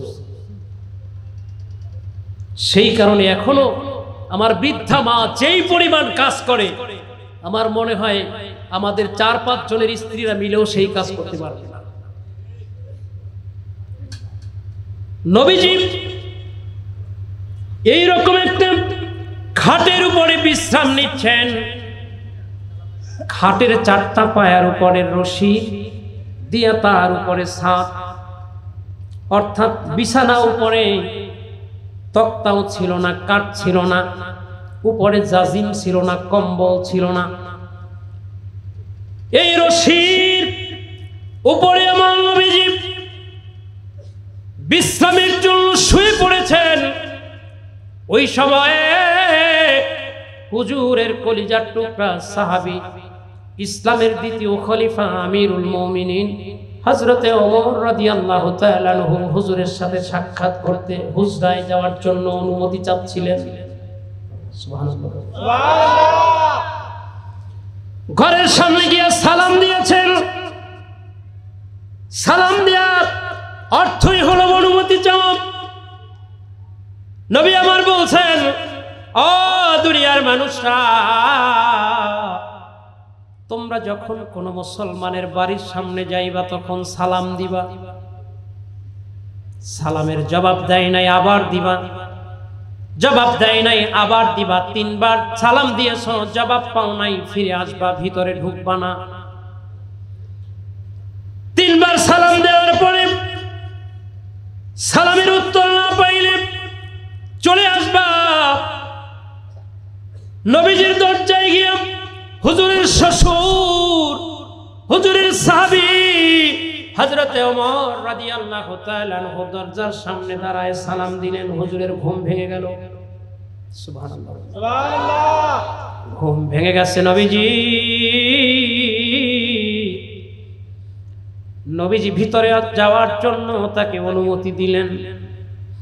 নবীজি খাট থেকে উঠে বসে পড়লেন। সুবহানাল্লাহ বলেন। ওই সময় বিশ্রাম নিতে গিয়ে নবীজির গায়ে কোনো গেঞ্জি ছিল না, জামা ছিল না, খাটের উপরে কোনো জাজিম ছিল না, কম্বল ছিল না, যেই কারণে রশির দাগগুলো আমার নবীজি পবিত্র পিঠ মোবারকের সবগুলো যেন দাগ একদম স্পষ্ট হয়ে গেছে। পিঠের মধ্যে দাগ পড়ে গেছে। হযরত ওমর রাদিয়াল্লাহু তাআলা আনহু যখন এমন চিত্র দেখলেন, দেখা তিনি সহ্য করতে পারতেছেন না, চোখের পানি ছেড়ে কান্নাকাটি শুরু করে দিলেন। ইয়া রাসূলুল্লাহ, ইয়া হাবিবাল্লাহ, আপনি হলেন রাহমাতাল লিল আলামিন। নবীজি গো, আল্লাহ আপনাকে দুই জাহানের রহমত স্বরূপ প্রেরণ করেছেন। গোটা বিশ্বের মানুষের জন্য আপনাকে অনুসরণের পাত্র বানিয়েছেন। নবী গো, আপনার জীবন যাপন এত কষ্টে, আপনি বিশ্রাম নেওয়ার জন্য খাটে ঘুমাইছেন, খাটের উপরে একটা জাজিম পর্যন্ত নাই। নবী গো,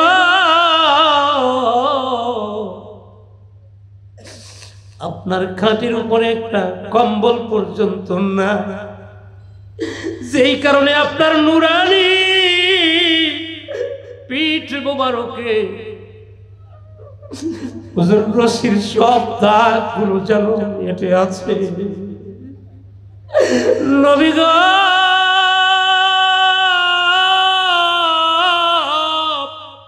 আমারে আপনি একটু অনুমতি দেন, আমি আপনার জন্য একটা জাজিমের ব্যবস্থা করে দেই।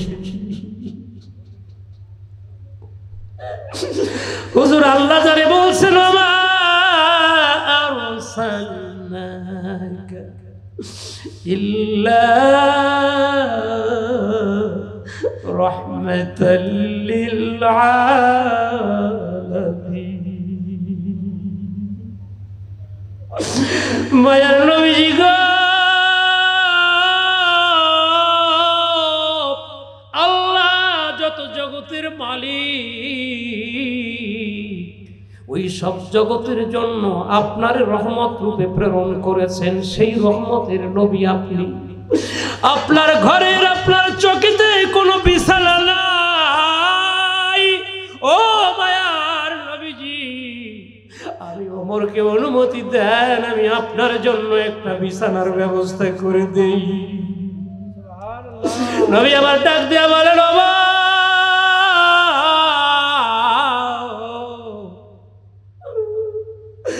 আমি যদি প্রশান্তিতে জীবন যাপন করি, আমার উম্মতরা যখন কষ্ট করবে, তখন আল্লাহর কাছে তারা বলবে, নবী এত প্রশান্তিতে জীবন যাপন করছে, আমাদের কেন কষ্ট দিচ্ছ গো আল্লাহ? এই জন্য আমার আল্লাহ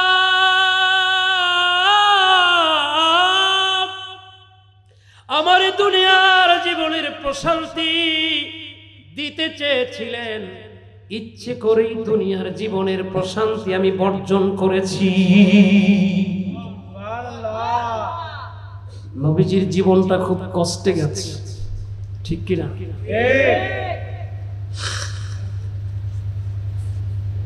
আমার ভাইরা, ইসলামী ইতিহাসে অনেক যুদ্ধ, বদর, উহুদ, খন্দক, সিফফিন, হুনাইন, কারবালা, এরকম অনেক যুদ্ধ নাম তো আপনারা জানেন।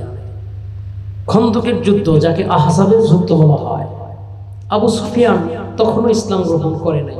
মদিনা শরীফে আক্রমণের জন্য 10,000 সৈন্য নিয়ে মদিনা শরীফে রওনা করছে। নাউজুবিল্লাহ বলেন। নবীজি খবর পেয়ে মাত্র 3000 সঙ্গী সাথী নিয়ে যুদ্ধে তাদের মোকাবেলার জন্য প্রস্তুতি নিয়েছেন। সুবহানাল্লাহ বলেন। আমার ভাইয়েরা, আর খুব বেশি সময় আপনাদেরকে কষ্ট দিব না। কাফেরদের সংখ্যা 10,000, মুসলমান অথবা কম বেশি হতে পারে। আবার নবীজি সাহাবায়ে কেরামদেরকে নিয়ে পরামর্শে বসলেন, এই যুদ্ধের জন্য আমরা কি কৌশল অবলম্বন করতে পারি? সুবহানাল্লাহ বলেন। সাহাবীদের মধ্যে এক একজন এক এক ধরনের প্রস্তাব করল। হুজুরের সাহাবী সালমান ফারসি রাদিয়াল্লাহু তাআলা আনহু 350 বছর পৃথিবীতে জীবিত ছিলেন। সবচেয়ে বেশি হায়াত সাহাবীদের মধ্যে তিনি পেয়েছেন, 250 বছর, মতান্তর 350 বছর। তিনি বললেন, হুজুর, আমরা আসার যে পথটা, এই পথটার মাঝখানে একটা খাল খনন করুন, পরীক্ষা কি খাল কাটবে। তার মানে ওরা সরাসরি আমাদের উপরে আক্রমণ করতে পারবে না, এই জন্য একটা খাল কাটবে। নবীজির কাছে প্রস্তাবটা খুব ভালো লাগছে, সুবহানাল্লাহ। নবীজি মাইনে নিচ্ছে, খুব সংক্ষেপ করতেছি। নবীজি বিষয়টা মেনে নিচ্ছে। আমার নবীজি বিষয়টা মানার পরে নবীজি নিজেই নিজের হাতে মার্কিং করে দিছে কতটুকু হবে। 10 গজ, তার মানে 20 হাত প্রস্থে, 20 হাত গভীরও হবে, 20 হাত নবীজি নির্ধারণ করে দিয়েছেন, যাতে নিচ থেকে পানি উঠে ওই পরিমাণ গভীর হতে হবে। এই কার্যক্রম পরিচালনার জন্য সাহাবীদের কষ্ট তো মোটামুটি হয়েছে। 8 দিন 12 দিন পতান্তরে 20 দিন পর্যন্ত পাওয়া যায় যে খনন কাজে 20 দিন ব্যয় হয়েছে। কাজ শেষ। এই কাজের মাঝে সাহাবায়ে কেরামদেরকে নবীজি খাবার হিসেবে 2টা 4টা অথবা 3 বেলার জন্য 3টা মাত্র খেজুর দিতেন। আমাদের দেশের মাটিগুলো কোদাল দিয়া আর উপর দিয়ে যেটাকে বলে, অনেকে বলে শাবল, কেউ বলে খন্তা, এ দিয়া মাটি কাটে। তো একটা জায়গায় কোপ দিয়া এই অস্ত্রটারে শাবল বলেন, খন্তা বলেন, একটু নিচের দিকে বাঁকা করলে অনেকখানি মাটি উঠা যায়। কিন্তু পাথর কিন্তু এরকম না, এটা খুব সহজে আপনি একটু কোপ দিলেন আর উঠাই দিলেন, উঠে না, খুব কষ্ট হয়। তো এইভাবে মাটি কাটতে, আর আমাদের দেশের মাটি কাটতে কষ্ট একটু ওখানে মনে হয় বেশি হওয়ার কথা, তাপমাত্রাও তো আমাদের তুলনায় অনেক বেশি। তো খেজুর নবীজি সাহাবায়ে কেরামদেরকে দেন 3 বেলার জন্য 3টা। কয়টা? আপনাদেরকে যদি সারা দিনের মধ্যে 3 বেলায় 3টা খেজুর দিয়ে সারাদিন কাজ করতে বলে, আপনারা কি করবেন? বলেন, করবেন? কিন্তু নবীজির সাহাবীরা অনশন করেন নাই, একটা করে খেজুর খেয়ে পরবর্তী বেলার আগ পর্যন্ত কাজ করেই যাচ্ছেন, চলেই যাচ্ছেন, কাজ চলতেছে অবিরাম, বন্ধ হচ্ছে না। সুবহানাল্লাহ। খেজুর আস্তে আস্তে কমে যাচ্ছে। এখন সারা দিনের মধ্যে 2টা দিতে পারে, 3 বেলায় 3টা যেখানে সেখানে এখন দেয়। খেজুর আরো কমে গেছে, এখন সারা দিনে খেজুর দেয় মাত্র 1টা। খেজুর শেষ, এখন সারা দিনে 1টাও খেজুর নেই, কিন্তু কাজ বন্ধ হচ্ছে না। কেমন আনুগত্য, কেমন আনুগত্য! নবীজির আনুগত্য, এটা করতে আমরা বাধ্য। আল্লাহ বলছেন, ওয়ামাই ইউতিউর রাসূলা ফাউলাইকা মাআল্লাযীনা আনআমা আল্লাহু আলাইহিম মিনান নাবিয়্যিনা ওয়াস-সিদ্দীকিনা ওয়াস-শুহাদাই ওয়াস-সালিহিন।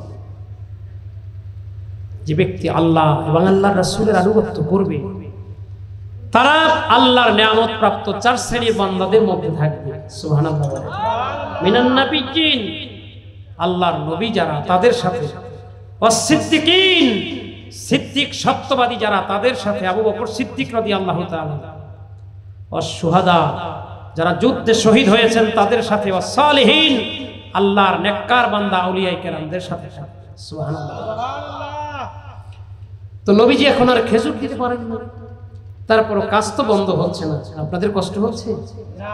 শেষ করব না এই ঘটনাটা একটু অন্তত শেষ পর্যন্ত শুনবেন। নবীজি খেজুর দেয় না, এত কষ্ট, এত তাপমাত্রার মধ্যে কাজ করতেছেন। কি আশ্চর্যের বিষয়! সাহাবায়ে কেরামদেরকে খেজুর খেতে দিতেন, কিন্তু আমার নবীজি মাঝখানে খেজুর খাওয়া সাহাবায়ে কেরামদের আগেই বন্ধ করে দিয়েছিলেন। নবীজি পেটের মধ্যে সাহাবায়ে কেরামরা যাতে না দেখতে পারে জামার নিচ দিয়ে পাথর বেঁধে রেখেছিলেন। নবীজি পাথর বেঁধেছেন, কারণ হলো ক্ষুধার কষ্ট নবীজি সহ্য করতে পারেন না, এই কারণে পেটের মধ্যে নবীজি পাথর বেঁধেছে। একদিনকার ঘটনা, আমার নবীজি সাহাবায়ে কেরামদের কাজ দেখার জন্য দূর থেকে একটু দাঁড়ায়ছে।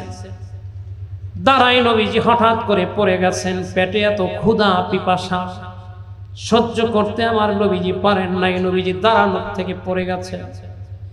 হযরতে জাবের রাদিয়াল্লাহু তাআলা আনহু বিষয়টা লক্ষ্য করেছেন। কি হয়েছে নবীজি? দাঁড়ালেন নবীজি, হঠাৎ করেই যে নবীজি বসে পড়লেন। কেন, কি হয়েছে? নবীজির কাছে গেলেন, গিয়া দেখেন নবীজির ঠোঁট শুকায় গেছে। জাবের রাদিয়াল্লাহু তাআলা আনহু বললেন, ইয়া রাসূলুল্লাহ, ইয়া হাবিবাল্লাহ, আপনার অনেক কষ্ট হচ্ছে বুঝি। হুজুর,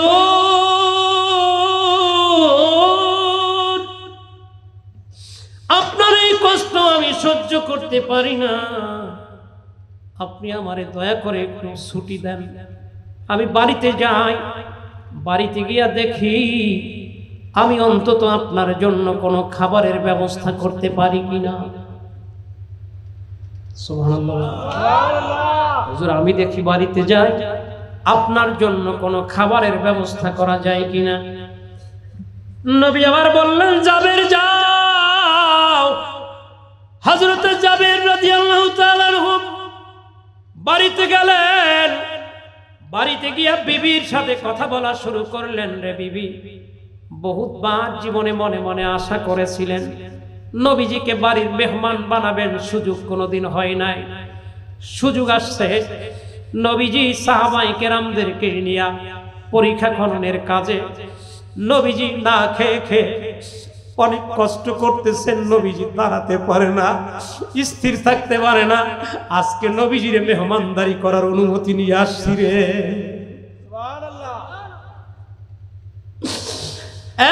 বিবি, এই সুযোগে নবীজিকে মেহমানদারি করানোর জন্য কি ব্যবস্থা নিতে পারবা? বলেন, স্বামী গো, আমাদের একটা মাত্র ছোট্ট বকরির বাচ্চা আছে, ছোট্ট একটা বকরি আছে বাচ্চা, আর অল্প কিছু আটা আছে। এই আটা দিয়ে রুটি বানালে সম্ভবত 4-5 জন লোক এসে খেতে পারবে। আর বকরিটাও তো ছোট, হয়তো বা 4-5 জন লোক মিলে একত্রে যদি খায় তাহলে মোটামুটি তৃপ্ত হবে। স্বামী স্ত্রী দুজনে মিলে আর দেরি না করে ঘরের ছাদে নিয়ে সেই বকরিটা জবাই করলেন, স্ত্রী ধরলেন। সুবহানাল্লাহ বলেন। স্বামী হযরতে জাবের রাদিয়াল্লাহু তাআলা আনহু ধারালো চাকু দিয়া জবাই করলেন। জবাই করে বিবির কাছে দিয়ে বললেন, রে বিবি, রান্নার কাজে তুমি যত যোগ্যতা অর্জন করেছো, আজ তুমি তোমার সমস্ত যোগ্যতা ব্যয় করে সুন্দর মতো কইরা তুমি তোমার রান্নার কাজটা শেষ করবা। অজু কইরা পবিত্র হালতে তরকারিগুলো তুমি করবা, রান্না করবা। এ ভাইরা, সারসিরা শরীফের বর্তমান আমির হিজবুল্লাহ হযরত পীর সাহেব হুজুর কেবলা আমার পীর, আমার বাসায় আল্লাহ পাক হুজুরের মেহমানদারির সুযোগ করে দিয়েছিলেন। তখন এই যে আপনাদের মাতুয়াইলে হুজুরের খানকায় হুজুর আসতেন, হুজুর ওইখানে ছিলেন, দাওয়াত হলো, আমার বাসায় মেহমানদারি করাবো। খানকার থেকে নেমে আসছি চিটাং রোডের আগে পথে আমি, হুজুর ফোন দিছে, কদ্দূর গেছেন? ফোন রিসিভ করলাম, হুজুর বলে দিলেন, খালা যারা রান্না করতে আসবে প্রত্যেককে বলবেন ওযু না করে কেউ যেন তরকারি না কুটে, যারা রান্না করবে তারাও যেন ওযু করে রান্না করে। কথাটা এই জন্য মনে পড়ে গেল, আমি ওই দরবারের পীরের একজন মুরিদ। কেমন দরবারের পীরের মুরিদ! এ ভাইরা, আমরা যাকে হারিয়ে ফেলেছি মুহররম মাসের গত 10 তারিখে, আমাদের দক্ষিণবঙ্গে বরগুনা জেলার চান্দখালী গ্রামের আব্দুল আলিম নামের এক ভদ্রলোক সারসিনা বর্তমান হুজুরেরও মুরিদ, মরহুম হুজুরের মুরিদ ছিলেন। এই ভদ্রলোক হুজুরের এতটাই ভক্ত ছিল, মাহফিলে অনেক দিন আগে আসতো, এখনো অনেক দিন আগেই আসে, দরবারের খেদমত করে, রান্নার কাজে খেদমত করে, সময় পাইছে বাথরুম পরিষ্কার করে, দরবারের খেদমত করতেই থাকে, বিরাম নাই। আল্লাহওয়ালা নেককার মানুষরা দরবারে আসছে, তাদের খেদমতে যখনই সময় পায়, যেখানেই সুযোগ পায়, সেখানে গিয়েই খেদমত করে।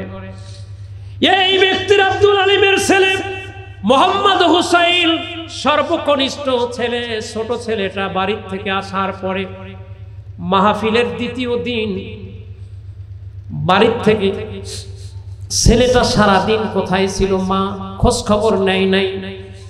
সন্ধ্যার সময় ছেলেটা যখন ঘরে আসে না, মা খোঁজে নামলো, গিয়া দেখে পুকুরের পানির মধ্যে ছেলেটা ভাসতেছে।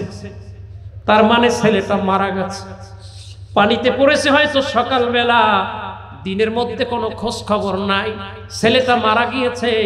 এই জন্য এখন ভাসমান অবস্থায় ছেলেটা ভাসতেছে, লোকজন খবর দিছে, আসছে, ছেলেটারে উঠাইছে। উঠানোর পরে এলাকার লোকজন আইসা পেটে চাপ দিছে পানি নিষ্কাশন করার জন্য। ছেলেটারে হাতে নিয়ে ঘুরাইছে, মাথার উপরে নিয়ে চাপ দিছে, পানি যাতে পেট থেকে বের হয়ে যায়। বের হয়ে যাওয়ার পরে উঠানে শোয়াই দিয়া বহুতবার পরীক্ষা নিরীক্ষা করছে, হাতে ধরে, নাড়ি চলে না, চোখ আর খুলে না। তার মানে সবাই নিশ্চিত ছেলেটা মারা গিয়েছে। বাড়ির থেকে খবর দিয়েছে ওই ব্যক্তির, আব্দুল আলিম সাহেবের, যে আপনার ছেলে, এখন যদি বলে যে আপনার ছেলে অসুস্থ, তাইলে আসবে না, পীর পাগল, পীরের দরবারের পাগল। সরাসরি বলে দাও ছেলে পানিতে পড়ে মারা গিয়েছে, নতুবা নাসরবান্দা দরবার থেকে আসবে না, মোনাজাত দিয়ে আসবে, ছেলে অসুস্থ, একদিন পরে ডাক্তার দেখাইলেও হবে। ডাইরেক্ট ফোনে এলাকার থেকে একজন বলছে, আপনার ছেলে তো পানিতে পড়ে মারা গেছে, আপনি আসেন, আপনার কারণে আমরা জানাজার সময়ও দেই নাই। আব্দুল আলিম মরহুম হযরত পীর সাহেব হুজুর কেবলার কাছে গেছে দৌড়াই, হুজুর বিপদ হয়ে গেছে। কি বাবা? হুজুর আমার ছেলেটা পানিতে পড়ে মারা গেছে, হুজুর আমারে ছুটি দেন, আমি বাড়ি না গেলে ছেলের জানাজা হবে না, দাফন কাফন হবে না। হুজুর বললেন, তোমার কোনো ছুটি নাই? কি নাই? ছুটি নাই, আগামীকালকে আখিরি মোনাজাতের পরে বাড়ি যাইবা। আচ্ছা বলেন, আপনি আমি হইলে ওই দিনই পীর মুরিদি তালাক দিতাম। ছেলে মারা গেছে, জানাজা দিব, আমার তো না বইলাই ময়দান থেকে যাওয়া উচিত ছিল। আসছি পীরের কাছে বলতে, পীর বলে না, ছুটি নাই, যাওয়া লাগবে না, যাইতে পারবে না, আখিরি মোনাজাত দিবা, তারপরে যাইবা। ও পীরও যেমন, মুরিদও তেমন। আমার মতো আপনার মতো আকীদাওয়ালা মুরিদ না, এই জন্য পীরের কথা সাথে সাথে অ্যাকসেপ্ট করছে, মানছে না, যাব না হুজুর, আমি আখিরি মোনাজাত দিয়ে যাব। গিয়া কাজ করা শুরু করছে। নাসরবান্দা মনে মনে চিন্তা করে, বাড়ির থেকে এখন ফোন শুধু আসতেই থাকবে, আসতেই থাকবে, কাজী ফোনটারে বন্ধ করে রাখে। বউ বারবার ফোন দিবে, ছেলে মারা গেছে, খেলতামাশা শুরু করছো পীরের বাড়ি গিয়া, কইতে যাতে না পারি জন্য ফোন বন্ধ করে রাখছে। কেমন মুরিদ? কষ্ট হয়?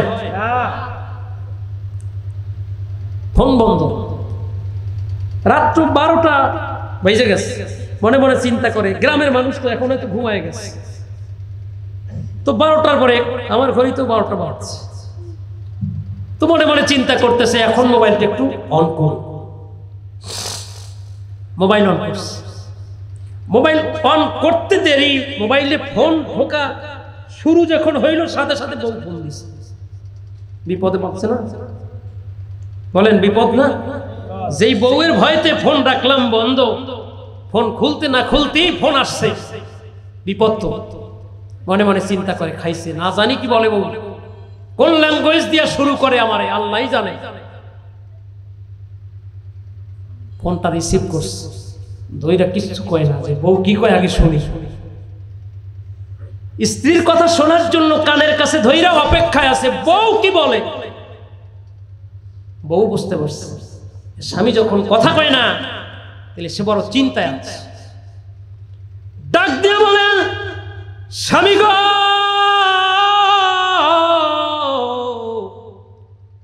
আপনার ছেলে হোসাইনকে সবাই মনে করেছিল মারা গিয়েছে। কিছুক্ষণ আগে আপনার ছেলে ওই সাদা কাপড়ের মধ্য থেকে আমারে মা মা মা বইলা ডাক দিয়া উঠছে আর বলে, মা আমি মারা যাই নাই, আমি জীবিত আছি। এ মা, আমি মারা যাই নাই, আমি জীবিত আছি। লোকটা পাগলের মতো দৌড়ায় হুজুরের কাছে চলে গেলেন। যাওয়ার পরে হুজুর তারে দেখাই মুস্কি একটা হাইসা দিয়া বললেন, বাবারে বলছিলাম না আখিরি মোনাজাত না দিয়ে চাইও না। তার মানে আল্লাহর ওলির রাডারে ধরা পড়ছে। ছেলে মারা যায় নাই, এই ছেলে মারা যায় নাই, অজ্ঞান হয়ে আছে, ওর হায়াত এখনো আছে। তুমি যদি বাড়ি যাও তাইলে মারা গেছে মনে কইরা দাফন দিয়া কাজ শেষ কইরা ফেলবা। এই জন্য বাড়ি যাওয়া যাবে না, আখিরি মোনাজাত দিয়া যাও, তোমার জন্য সুফল আছে। সুবহানাল্লাহ বলে। ভাই আল্লাহর ওলিদের কারামত সত্য না? কারামাতুল আউলিয়া হাক্কুন, ওলিদের কারামত সত্য, এটা জীবন্ত একটা কারামত। আল্লাহর ওলি দেখায় গেছে এরকম হাজারো কারামত আমার পীরের ধারা আল্লাহ ঘটায় দেখায়ছে। তো সম্মানিত সুধী, আমার নবীশির কথা বলতে শুরু করছিলাম। আমার নবীশি রাসূলুল্লাহ সাল্লাল্লাহু আলাইহি ওয়াসাল্লামের জন্য আজকে জাবের রাদিয়াল্লাহু তাআলা আনহুর বাড়িতে মেহমানদারির আয়োজন চলছে। মনে আছে? মনে আছে? কষ্ট হচ্ছে না তো? কষ্ট হলে একটু বলবেন, আমি তাড়াতাড়ি ছেড়ে দিয়ে বিদায় নিতে পারলে আমিও বাঁচি। আমার বাসার থেকেও বউর ফোন আসতেছে, ওরাও তো টেনশনে থাকে, দূরে কোথাও গেলে আসতে দেরি কেন, না জানি কি বিপদ টিপদ, চিন্তা ভাবনা তো আছেই রাস্তাঘাটে। কথা বলেন ঠিক কিনা? আবার বাংলাদেশের বর্তমানে একটা ব্যারাম ইসকন নামের যেই একটা অপশক্তি মাথাচাড়া দিয়ে উঠছে। কথা বলেন, বাংলাদেশের মধ্যে হিন্দু মাত্র 5%, তাদের মধ্যে উগ্রপন্থী একটা সম্প্রদায়ের নাম ইসকন। এই ইসকনদেরকে হিন্দুরাও পছন্দ করে না। তাদের ইবাদতালয়, তাদের উপাসনালয়, মন্দির, অসংখ্য মন্দির দখল করেছে। হিন্দুরা বর্তমানে বলতেছে ইসকনকে আমরা চাই যে তাদেরকে বাংলাদেশ থেকে নিষিদ্ধ করা হোক, কারণ তারা জোর করে আমাদের মন্দিরগুলো দখল করে নিয়েছে। আর আমরা কিছু নামধারী মুসলমান আছি, হিন্দু ইসকনের পক্ষটা নিয়ে কথা বলি। কথা বলেন ঠিক কিনা? তাদের মন্দিরে গিয়া মুসলমান কেমনে বলে হিন্দু মুসলিম ভাই ভাই, আবার গিয়া গীতা পাঠ করে, আবার বলে আল্লাহর দরবারে শুকরিয়া আদায় করতেছি, বহু বছর পরে আপনাদের সাথে একত্রে পূজা উদযাপন করতে আমরা আসতে পেরেছি। ঈমান বিক্রি করে দিলা, তোমার ঈমানের কোনো মূল্য নাই। তুমি তো মাহফিলের তাবাররুককে আজে বাজে কথা বলতা, মাহফিলের তাবাররুক নিয়ে আজে বাজে কথা বলতাম, আর এখন সেই জায়গায় সেই মানুষ তুমি মন্দিরে গিয়া তাদের লাড্ডু খাও, ওইটার মধ্যে বড় মজা ঢুকছে না? ওইটার মধ্যে তাদের পেশাবও থাকতে পারে, গোমূত্র তো আছে নিশ্চিত, গরুর মুখ তো আছেই নিশ্চিত। সেইটা খাইলা তুমি দেখো না যাদেরকে তুমি ভাই বলো, তারা হিন্দুর গরুর পাছায় গিয়া হাত দিয়া পেশাব বের করে তা দিয়া গোসল করে, আর তাজি তোমারে খাওয়াই নাই লাড্ডুর মধ্যে, কেমনে বুঝলা? এটা খাইয়ে বড় তোমার ইমানটা তাজা হয়েছে মনে হয়। মুসলমানরা গিয়া মাথায় টুপি আর গায়ে জুব্বা দিয়া ওইখানে গিয়ে আবার এমন এমন করে। এরাও মুসলমান, এরাও মুসলমান, গীতা পাঠ করে, আবার শ্রীকৃষ্ণের নামটা বইলা চোখের পানি ছাইরা কান্দে, হারে মায়া লাগছে রে। ঈমান আছে? বলেন ঈমান আছে? আপনি ভাই যেই দল করেন, রাজনৈতিক যেই দলটা আপনার ভালো লাগে, আমরা রাজনীতি করি না। সারসিনা দরবার রাজনীতি করে না, মিথ্যা কথা বলা লাগে, ঈমান ঠিক রাখা যায় না, এই জন্য এই দরবার রাজনীতি পছন্দ করে না। আল্লাহু আকবার। ইয়া রাসূলুল্লাহ সাল্লাল্লাহু আলাইহি ওয়াসাল্লাম জিন্দাবাদ জিন্দাবাদ। আমার ভাইরা, সারসিনা দরবার রাজনীতি করে না। দেখেন, আমি নাম বলবো না, বাংলাদেশের বহুত রাজনৈতিক দলের এই নির্বাচনের কারণে তাদের অনেক কিছু তারা বাদ দিতে বাধ্য হয়েছে। দল থেকে ইসলামের অনেক মূল শব্দগুলো তারা বাদ দিতে বাধ্য হয়েছে।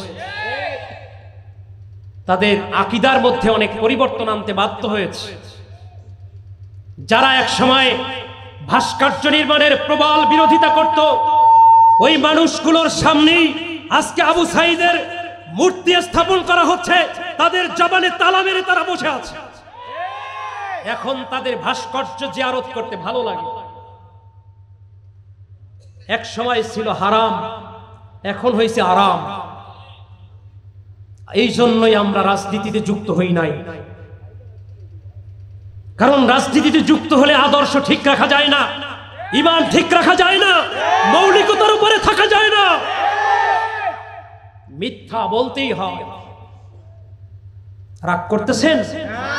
মুআজ্জাজ হাজিরিন, আমার নবীজি আজকে মেহমান হিসেবে যাবেন জাবের রাদিয়াল্লাহু তাআলা আনহু। সুবহানাল্লাহ বলেন। রান্না করবেন কি? খাসির গোশত। আপনাদের কষ্ট হচ্ছে? মনে কষ্ট পাইছেন? রাজনৈতিক বক্তব্য হয়ে গেছে। গরম তো কথা একটু বলেই ফেলছি, গরম গরমই বলছি, কোনো দলের নাম তোর নেই।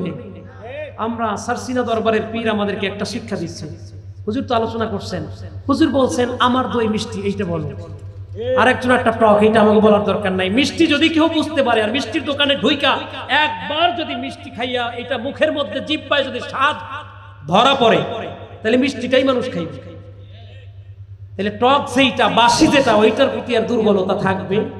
এজন্য আমরা মিষ্টিটাই বলি, অপরের কথা আমরা বলি না। তবে ঈমানের দাবিতে এই কয়েকদিনের মধ্যে যা হয়েছে এটা না বলে পারা যাচ্ছে না। আল্লাহ এদেরকে হেদায়েত দান করুক। ইসলাম যেভাবে ছিল সেইভাবেই মেনে রাষ্ট্র ক্ষমতায় যে বা যারা আসুক, ইসলামটা নিয়ে অন্তত তারা যাতে বিকৃতি ঘটাতে না পারে, এই সুযোগ আল্লাহ যেন তাদেরকে না দেয়। আমরাও সোচ্চার ভূমিকা পালন করতে চাই। কথা বলেন ঠিক কিনা? মুআজ্জাজ হাজিরিন, আমার নবী রাসূলুল্লাহ সাল্লাল্লাহু আলাইহি ওয়াসাল্লাম যাবেন, বাড়িতে রান্না চলতেছে। সুবহানাল্লাহ।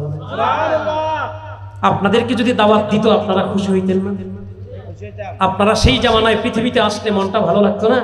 নবীজির সাহাবী হইতেন, আপনাদের নামের পরে কোরআনের আয়াত থাকতো, রাদিয়াল্লাহু আনহু ওয়া রাদু আনহু। আপনাদের জন্য দোয়ার আয়াতগুলো থাকে। সম্মানিত সুধী ভাইয়েরা আমার, নবীজির সাহাবী বাড়িতে চলে গেলেন। বাড়িতে চলে গিয়ে রান্নার কাজে স্ত্রীকে লাগাই দিয়ে তিনি চলে আসছেন। স্ত্রী রান্না করতেছে। রান্না শেষ হওয়ার পরে খবর পাঠায় দিয়েছেন, স্বামী গো আপনি নবীজিকে নিয়ে আসেন, নবীজির সঙ্গে 4-5 জন সাহাবী আসলে খাবার দিতে পারবো। সুবহানাল্লাহ বলেন।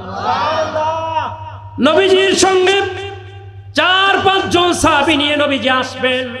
এই প্রস্তাব যখন জাবের রাদিয়াল্লাহু তাআলা আনহু করলেন, নবী আমার বললেন, জাবের আমি কেমনে যাই? 4-5 জন নিয়ে বাকিরা কি করছে? 4-5 জন সাহাবী, আমি এদের মধ্যে কাকে কাকে বাছাই করব? না, আমি তা পারবো না। আমার এখানে উপস্থিত সাহাবী সবাইকে নিয়ে যাব।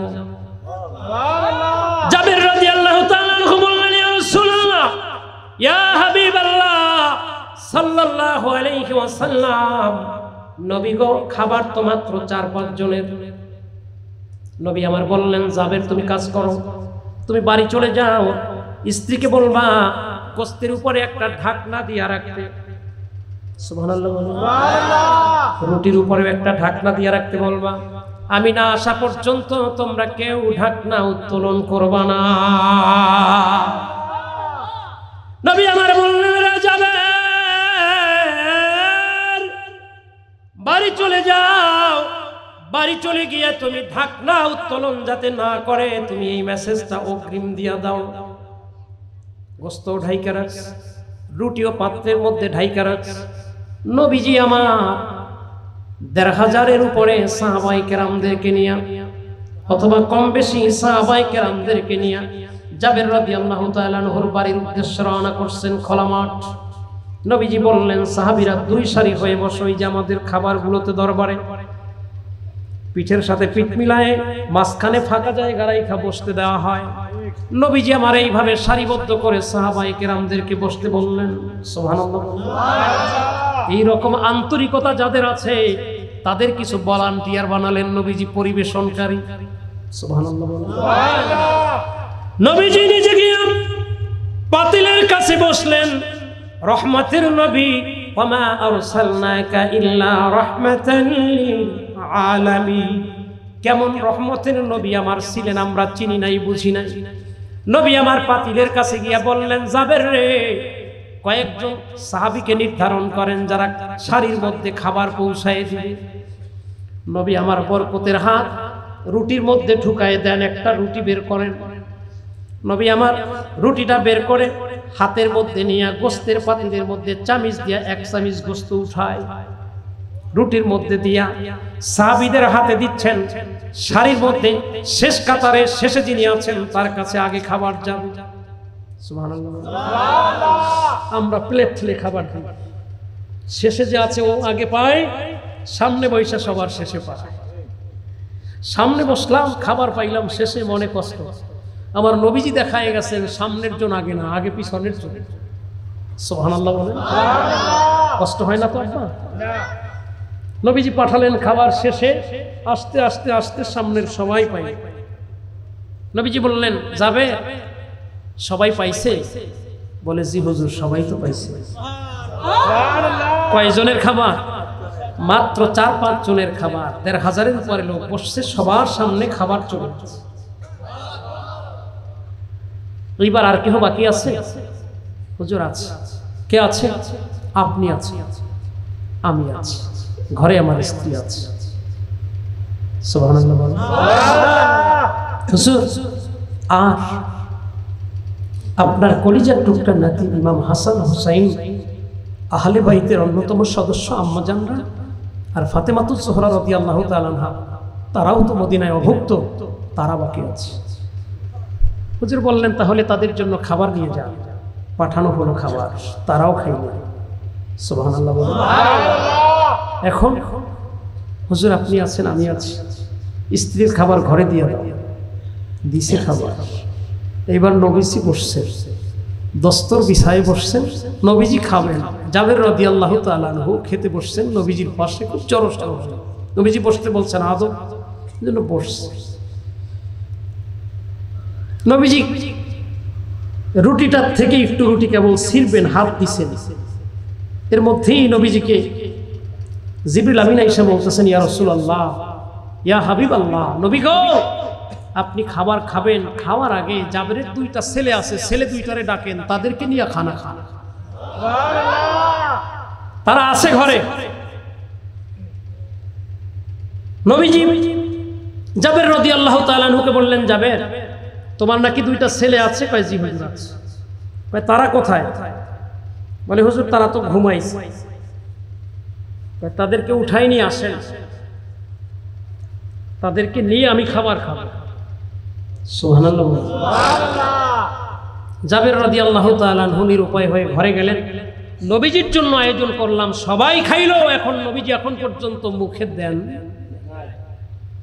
এখন আবার নবীজি আমার ছেলে 2টাকে না আনলে খাবার খাবে না। এখন এক মুসিবতে পড়লাম। আপনারা যারা দাঁড়ায় আছেন ভাইয়েরা, আপনারা মেহেরবানি করে ফাঁকা জায়গা আছে একটু বসে পড়েন। দেখতেও খারাপ দেখায়, আপনাদেরও তো কষ্ট হচ্ছে, দাঁড়ায় আছেন। আপনারা মেহেরবানি করে ফাঁকা জায়গাগুলোতে একটু বসেন। আপনারা যারা দাঁড়ায় আছেন মেহেরবানি করে বসেন, আপনাদেরও কষ্ট হচ্ছে, দীর্ঘক্ষণ দাঁড়ায় থাকলে কষ্ট। আপনারা একটু সামনের দিকে আগান, জিকির করেন লা ইলাহা ইল্লাল্লাহ। এটার গরম পানি আছে? লা ইলাহা ইল্লাল্লাহ, লা ইলাহা ইল্লাল্লাহ, লা ইলাহা ইল্লাল্লাহ, হাসবি রাব্বি জাল্লাল্লাহ, মা ফি কলবি। বলেন, হাসবি রাব্বি জাল্লাল্লাহ, মা ফি কলবি, নূর মুহাম্মদ সাল্লাল্লাহু লা ইলাহা জোরে জোরে লা ইলাহা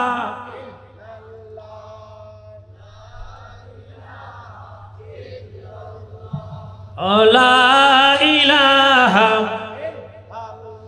মোহাম্মদ লা ইলাহা লা ইলাহা ইল্লাল্লাহ মুহাম্মাদুর রাসূলুল্লাহ সাল্লাল্লাহু আলাইহি ওয়াসাল্লাম। নবী আমার বললেন, জাবের তোমার দুইটা ছেলে আছে না? জি আছে।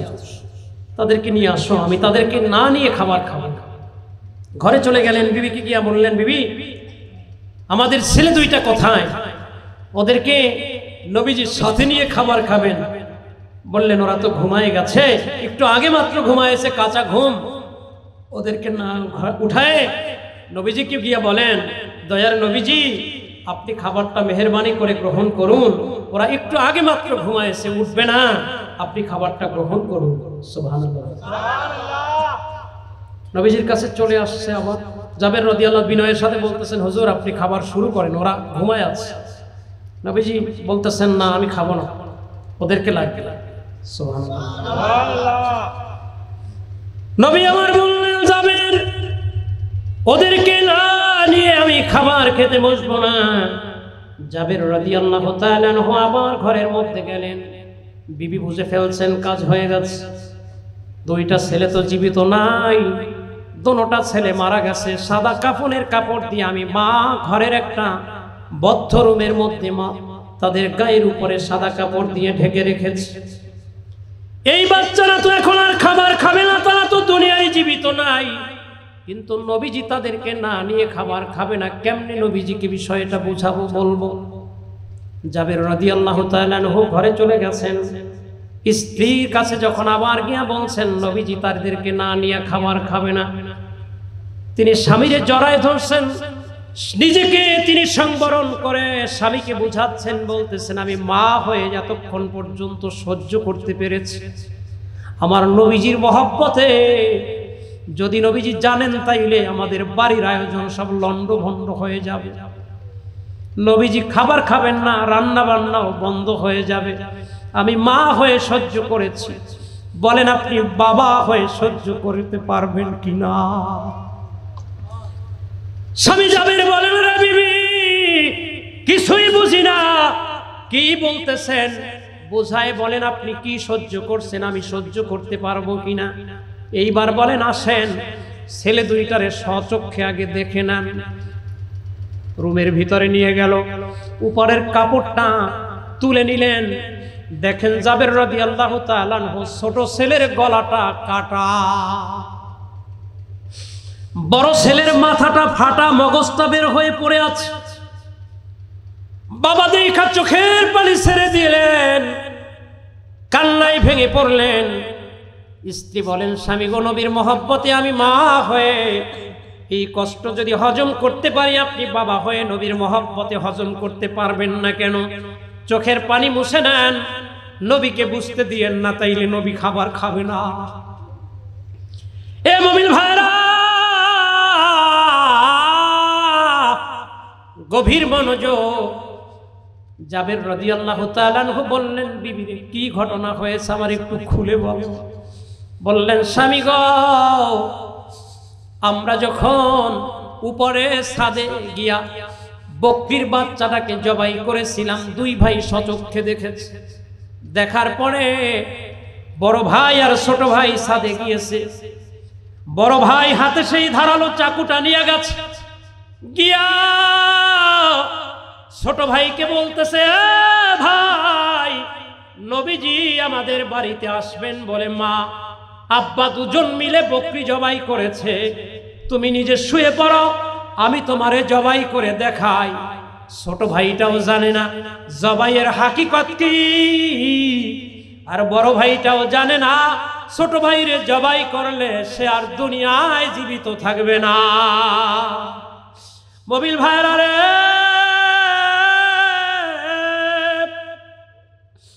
ছোট ভাইকে বড় ভাই জবাই করে দিয়েছে। কতক্ষণ ছটফট ছটফট করার পরে ছোট ভাইটা নিস্তেজ হয়ে গেছে। মা কতক্ষণ পরে চিন্তা করেন যে ছেলে দুইটা কোথায় গেল, ওদেরকে তো দেখলাম ছাদে উঠলো, এখনো যে আসে না। মা যখন উপরে উঠল, ছোট ছেলেটাকে জবাই করা দেখে মা দৌড়ায় তারে ধরার জন্য সামনের দিকে যখন অগ্রসর হচ্ছেন, বড় ভাই মনে করে ছোট ভাইকে আমি জবাই করেছি, মা এর জন্য আমাকে শাস্তি দিবেন, তাই বলে ভয়ের কারণে ছাদের উপর থেকে দৌড় দিতে গিয়া সে নিচে পড়ে গেছে। পড়ে গিয়া তার মাথাটা ফেটে গেছে, মগজটা বের হয়ে গিয়েছে। ও আমার স্বামী, এইভাবে দুইটা ছেলে আজকে শহীদ হয়েছে। এখন আপনি নবীজিরে গিয়া বলেন আমাদের ছেলে দুইটা ঘুমায় আছে, ওরা উঠবে না। নবী গো, আপনি খাবার খান, ওরা পরে খাবার খাবে। মুমিন ভাইরা রে,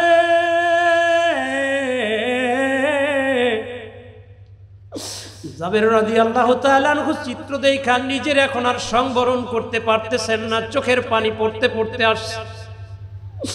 তবুও নিজের সামাল দিয়া নবীজিরে বলেন, ইয়া রাসূলুল্লাহ, ইয়া হাবিবাল্লাহ, নবীজি গো, দুইটা ছেলেই ঘুমায় আছে, ওরা খাবার খাবে না, একটু পরে খাবে। আপনি যাওয়ার সময় ওদেরকে উঠাই নিয়েন, অথবা আপনি গেলে আমরা উঠায় খাবার খাওয়াই নিব। ওরা একটু আগে মাত্র ঘুমাইছে, কাঁচা ঘুম উঠাবো না। নবী আমার বলেন, যাবে রে, আসল কথা আমার কাছে তোমরা লুকাইলেও আমার আল্লাহ আমার কাছে কিন্তু গোপন রাখেন নাই। আমার আল্লাহ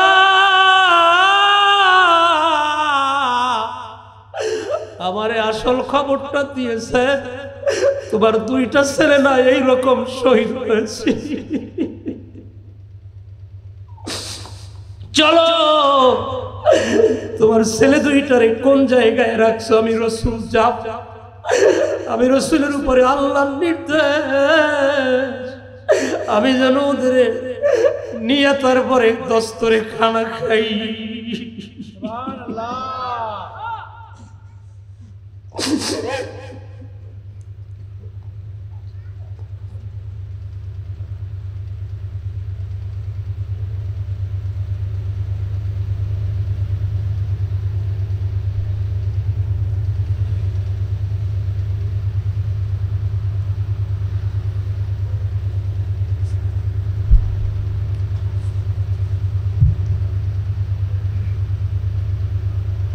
আমার ভাইরা কষ্ট হচ্ছে, দেখেন সাহাবীরা নবীজিকে কেমন পছন্দ করতেন, কত ভালোবাসতেন। আলী রাদিয়াল্লাহু তাআলা আনহু একদিন নবীজির সাথে একটা রাস্তা দিয়ে যাচ্ছে, হঠাৎ করে দেখেন ওই রাস্তায় উপরের গাছের একটা ডাল, এই যে একটা গাছ আছে দেখেন, এটা কি গাছ? এই নিম গাছটা আরাফার ময়দানে আছে। বাংলাদেশের সাবেক প্রেসিডেন্ট জিয়াউর রহমান বাংলাদেশ থেকে এই নিম গাছগুলা নিয়া আরাফার ময়দানে হাজিদের একটু প্রশান্তির জন্য বহু গাছ সৌদির ব্যবস্থাপনায় লাগানোর ব্যবস্থা করছে। এটাকে সাজারাতুল জিয়া বলা হয়, জিয়া গাছ, সৌদিতে জিয়া গাছ নামে পরিচিত। আরাফার ময়দানে অসংখ্য গাছ সামনে পাইলাম, এই জন্য বলে দিলাম। তো এরকম একটা গাছের ডাল নিচের দিকে ঝুঁকা পড়ছে, সরু রাস্তা যাওয়ার জন্য নবীজি মাথাটার একটু নিচের দিকে ঝুলায় রাস্তা অতিক্রম করলেন। সুবহানাল্লাহ বলেন। আলী রাদিয়াল্লাহু তাআলা আনহু কিছুদিন পরে হুজুর দুনিয়াতে নাই, ওফাত হয়ে গেছে হুজুরের ইন্তেকাল মোবারকের পরে আলী রাদিয়াল্লাহু তাআলা আনহু সেই রাস্তা দিয়ে একদিন যাচ্ছেন, কিন্তু তখন সেই ডালটা কেউ হয়তো প্রয়োজনে অথবা মানুষের কষ্ট বিবেচনায় কেটে দিয়েছেন। আলী রাদিয়াল্লাহু তাআলা আনহু সেই জায়গায় গিয়া মাথা নিচের দিকে ঝুঁকায় ওই রাস্তাটা অতিক্রম করলেন। প্রতিবন্ধকতা মাথার উপরে নাই, কিন্তু গাছের ডালটা ঝুলানো না, কিন্তু আলী রাদিয়াল্লাহু তাআলা মাথাটা ঝুলায় নিচের দিকে ঝুঁকায় তারপরে রাস্তাটা অতিক্রম করলেন। সাহাবীরা জিজ্ঞাসা করলেন, হুজুর আপনি এমনটা করলেন কেন? আমিরুল মুমিনিন এটা কেন করলেন? উপরের তো গাছের ডালটা আপনার মাথায় বাজতেছে না, বললেন আমার নবীজি, আমি একদিন হুজুরের সাথে ছিলাম, এই জায়গা দিয়ে মাথা নিচের দিকে ঝুঁকায় নবীজি এই রাস্তাটা অতিক্রম করছিলেন। বললেন সেটা তো নবীজি অতিক্রম করছিলেন, আপনিই বললেন গাছের ডাল নিচে ঝুলানো ছিল এই কারণে, এখন তো ডালটা নাই। বললেন ডাল নাই তাতে কি হয়েছে, আমার নবীজি তো এই জায়গায় এসে মাথা নিচের দিকে ঝুঁকাইছেন, আমার নবীজির সেই একটা সুন্নাহ আমলকে আমি প্রতিষ্ঠিত করার জন্য আমলটা এখানে করে গেলাম। মহব্বত কাকে বলে? সেই মহব্বতের দিল নিয়া খাবার বারবার বলতেছেন, ইয়া রাসূলুল্লাহ আপনি খাবারটা খান।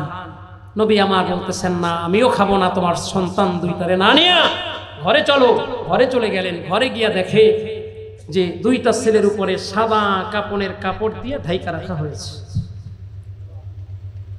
নবী আমার সামনে গিয়া দুইটা হাত সামনে প্রসার কইরা দিলেন। সুবহানাল্লাহ। জাবেরের দুই ছেলে, কুম বিইজনিল্লাহ, আল্লাহর নামে জীবিত হইয়া আমার হাতে আইসা হাজির হও, আমি দস্তরে খাবার রাইখা আসছি, তোমাদের নিয়ে খাবার খাবার। সুবহানাল্লাহ বলেন। নবীজি এই কথাটা বলতেছেন, আল্লাহ জিবরিল আমিনের বলে, জিবরিল আমিন আমার বন্ধু হাত ইশারা করে আকাশের চাঁদের দিকে ইঙ্গিত করছে, চাঁদরে দুইটা ভাগ, নবীর ইজ্জতে আমি দুইটা ভাগ করে দিয়েছি।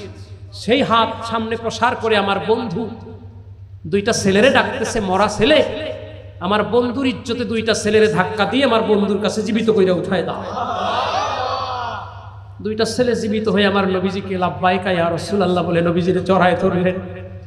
জাবের রাদিয়াল্লাহু তাআলার চোখের পানি ছেড়ে দিলেন, স্ত্রী ঘর থেকে কান্নায় ভেঙে পড়লেন। নবীর মহব্বতের উপহারে এত মহান উপহার, নবীর জন্য খাবার আয়োজন করলাম, দুইটা ছেলে শহীদ হলো, আল্লাহ শহীদ ছেলে দুইটারে জীবিত করে দিলেন। ভাইয়ের আমার, আর সামনে বেশি অগ্রসর হব না। মনে আছে কিনা আমার নবীজির সাহাবী হযরতে উবাই ইবনে কাব রাদিয়াল্লাহু তাআলা আনহু নবীজিকে বলছেন, ইয়া রাসূলুল্লাহ ইয়া হাবিবাল্লাহ, সময়টারে সমান চারটা ভাগে ভাগ করে তিনটা ভাগ আপনার মহব্বতে দরুদে কাটাবো। মনে আছে না? নবী আমার বললেন, ক্বালা মা শিতা, তোমার একান্ত ইচ্ছার উপর নির্ভর, ওয়া ইন সিত্তা ফাহুয়া খায়রুল লাকা, যদি তুমি বৃদ্ধি করো তা তোমার জন্যই কল্যাণের হবে। মনে আছে? সাহাবী বললেন, ইয়া রাসূলুল্লাহ ইয়া হাবিবাল্লাহ সাল্লাল্লাহু আলাইহি ওয়াসাল্লাম, আমি আপনার সাথে কথা দিলাম হুজুর, আমি আমার ওজিফার পরিপূর্ণ সময়টা আপনার মহব্বতে দরুদ শরীফে ব্যয় করব। নবী আমার বললেন, রে সাহাবী,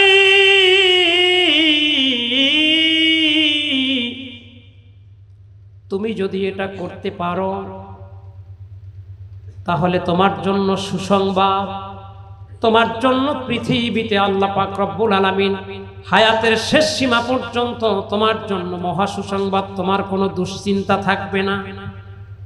সুবহানাল্লাহ বলেন। আর একটা সুসংবাদ তোমার জন্য, ওয়ায়ুকাফিরু লাকা যামবাকা, তোমার গুনাহগুলোকে আল্লাহ মাফ করে দিবেন। দরুদ শরীফের বরকতে পৃথিবীতে তোমার কোনো দুশ্চিন্তা থাকবে না, তুমি কখনোই দুশ্চিন্তাগ্রস্ত হবে না। কি পরিবারের চিন্তা, কি সাংসারিক চিন্তা, কি অর্থনৈতিক চিন্তা, তোমার কোনো চিন্তা থাকবে না, ব্যবস্থা করে দিবেন যিনি, তিনি কে? অতএব তুমি যদি তোমার আমলটা নবীর মহব্বতে পুরো সময়টা দরুদ শরীফের মধ্যেই ব্যয় করতে পারো, তাইলে তুমি জেনে নাও তোমার কখনোই দুশ্চিন্তা তোমারে আক্রমণ করবে না। আর তোমার গুনাহ দরুদ শরীফ আস্তে আস্তে মোচন করতে করতে আমল নামাটারে তোমার গুনাহ মুক্ত কইরা নেক নিয়া তোমারে আল্লাহর দরবারে হাজির করবে। দরুদ শরীফ পড়বেন? কে কে পড়বেন? কে কে পড়বেন? নারায়ে তাকবীর, নারায়ে রিসালাত, সরসিনা দরবার শরীফ, আমির হিজবুল্লাহ সরসিনা শরীফের হযরত পীর সাহেব হুজুর কেবলা আজকের দিনিয়া মাদ্রাসার মাহফিল সফল হোক, সফল হোক। মুআজ্জাজ হাজিরিন, আর একটু কথা আছে, মনে আছে না? কি আছে বলেন? আলহামদুলিল্লাহ আপনাদের মনে আছে। অনেক জায়গায় গিয়ে মাঝে মাঝে কিছু কথা অসমাপ্ত রাইখা আসি, যে কারণে মানুষের মধ্যে একটা মানসিক অশান্তি কাজ করে। তো আজকে আপনাদের সামনে আলোচনাটা শেষ করে দিব না একটু বাজায় রেখেই যায়, আকর্ষণটা থাক, তাহলে আগামী বছর আবার চিন্তা ভাবনা করবেন আমার নিয়ে। আল্লাহ মাফ করুক। এই যে জুম্মান ভাই আছে না, এই যে সাক্ষী, গত বছর ওনাদের ওনারা একটা দাফন কাফন কমিটি করছে, চিনেন না ওনারে? উনি গত বছর আমার দাওয়াত দিছিলেন, ওনাদের মাহফিলে ছিলাম। তো উনি এবছরও আমার স্মরণ করছিলেন। ওমরায় যাওয়ার কারণে ওনাদের তারিখটায় অনুপস্থিত থাকার প্রস্তাবটা আমি দিয়ে নাকচ করছি, আসতে পারি না। এরকম আপনারা অনেক সময় দাওয়াত দিলেও হয়তো বা দাওয়াতে আসতে পারবো না, মজা করলাম, রাগ করলেন না তো? রাগ করছেন? এই যে আমতলার এইটা, এই যে আজমতপুর আমতলা দাফন কাফন কমিটির মাহফিল আমার থাকার কথা ছিল 26শে ডিসেম্বর, দাওয়াতও দিছিলেন। তো আমি নিজের পক্ষ থেকে নিজে নাকচ করার পরে আমার কলিজার টুকরা আরেকজন ভাই আমাদের দরবারের হযরত মাওলানা মুফতি নসরুল্লাহ বিন সাইদ সাহেবকে তারা দাওয়াত করছে। খুব ভালো আলেম, খুব সুন্দর কণ্ঠ আল্লাহ তাকে দিয়েছেন, ভালো আলোচনা করেন। আরো অনেক হাজারাতে ওলামায়ে কেরামরা এখানে আছেন, সকলের নাম আর নিলাম না। আপনাদেরকে দাওয়াত দিচ্ছি, আপনারা মাহফিলে উপস্থিত থাকবেন ইনশাআল্লাহ। মুআজ্জাজ হাজিরিন, আপনাদেরকে আমি একটা বিষয় যদি দাবি করি, আপনারা কালেকশন না বুঝবেন না, আবার যে মাদ্রাসার জন্য কালেকশন শুরু করলো নাকি, কালেকশন না। কিন্তু আমি আসার পরে আমার কাছে খুব ভালো লাগছে। আমি যখন আসতেছি তখন আমার এক ভাই আমাকে বলছে, হুজুর আপনি এখানে, আমি কত বছর আগে আসছিলাম, গত বছর তো না, গত বছর আপনাদের ওখানে 5 বছর আগে আমার এখানে আরেকজন ভাই আপনাদের পার্শ্ববর্তী মহল্লায় বাড়ি করছে, ব্যবসা করে, আব্দুল্লাহ নাম তার, ওখানেও একটা মাহফিলে আমাকে দাওয়াত করছিল। যে কোনো কারণে আবার মাহফিলটা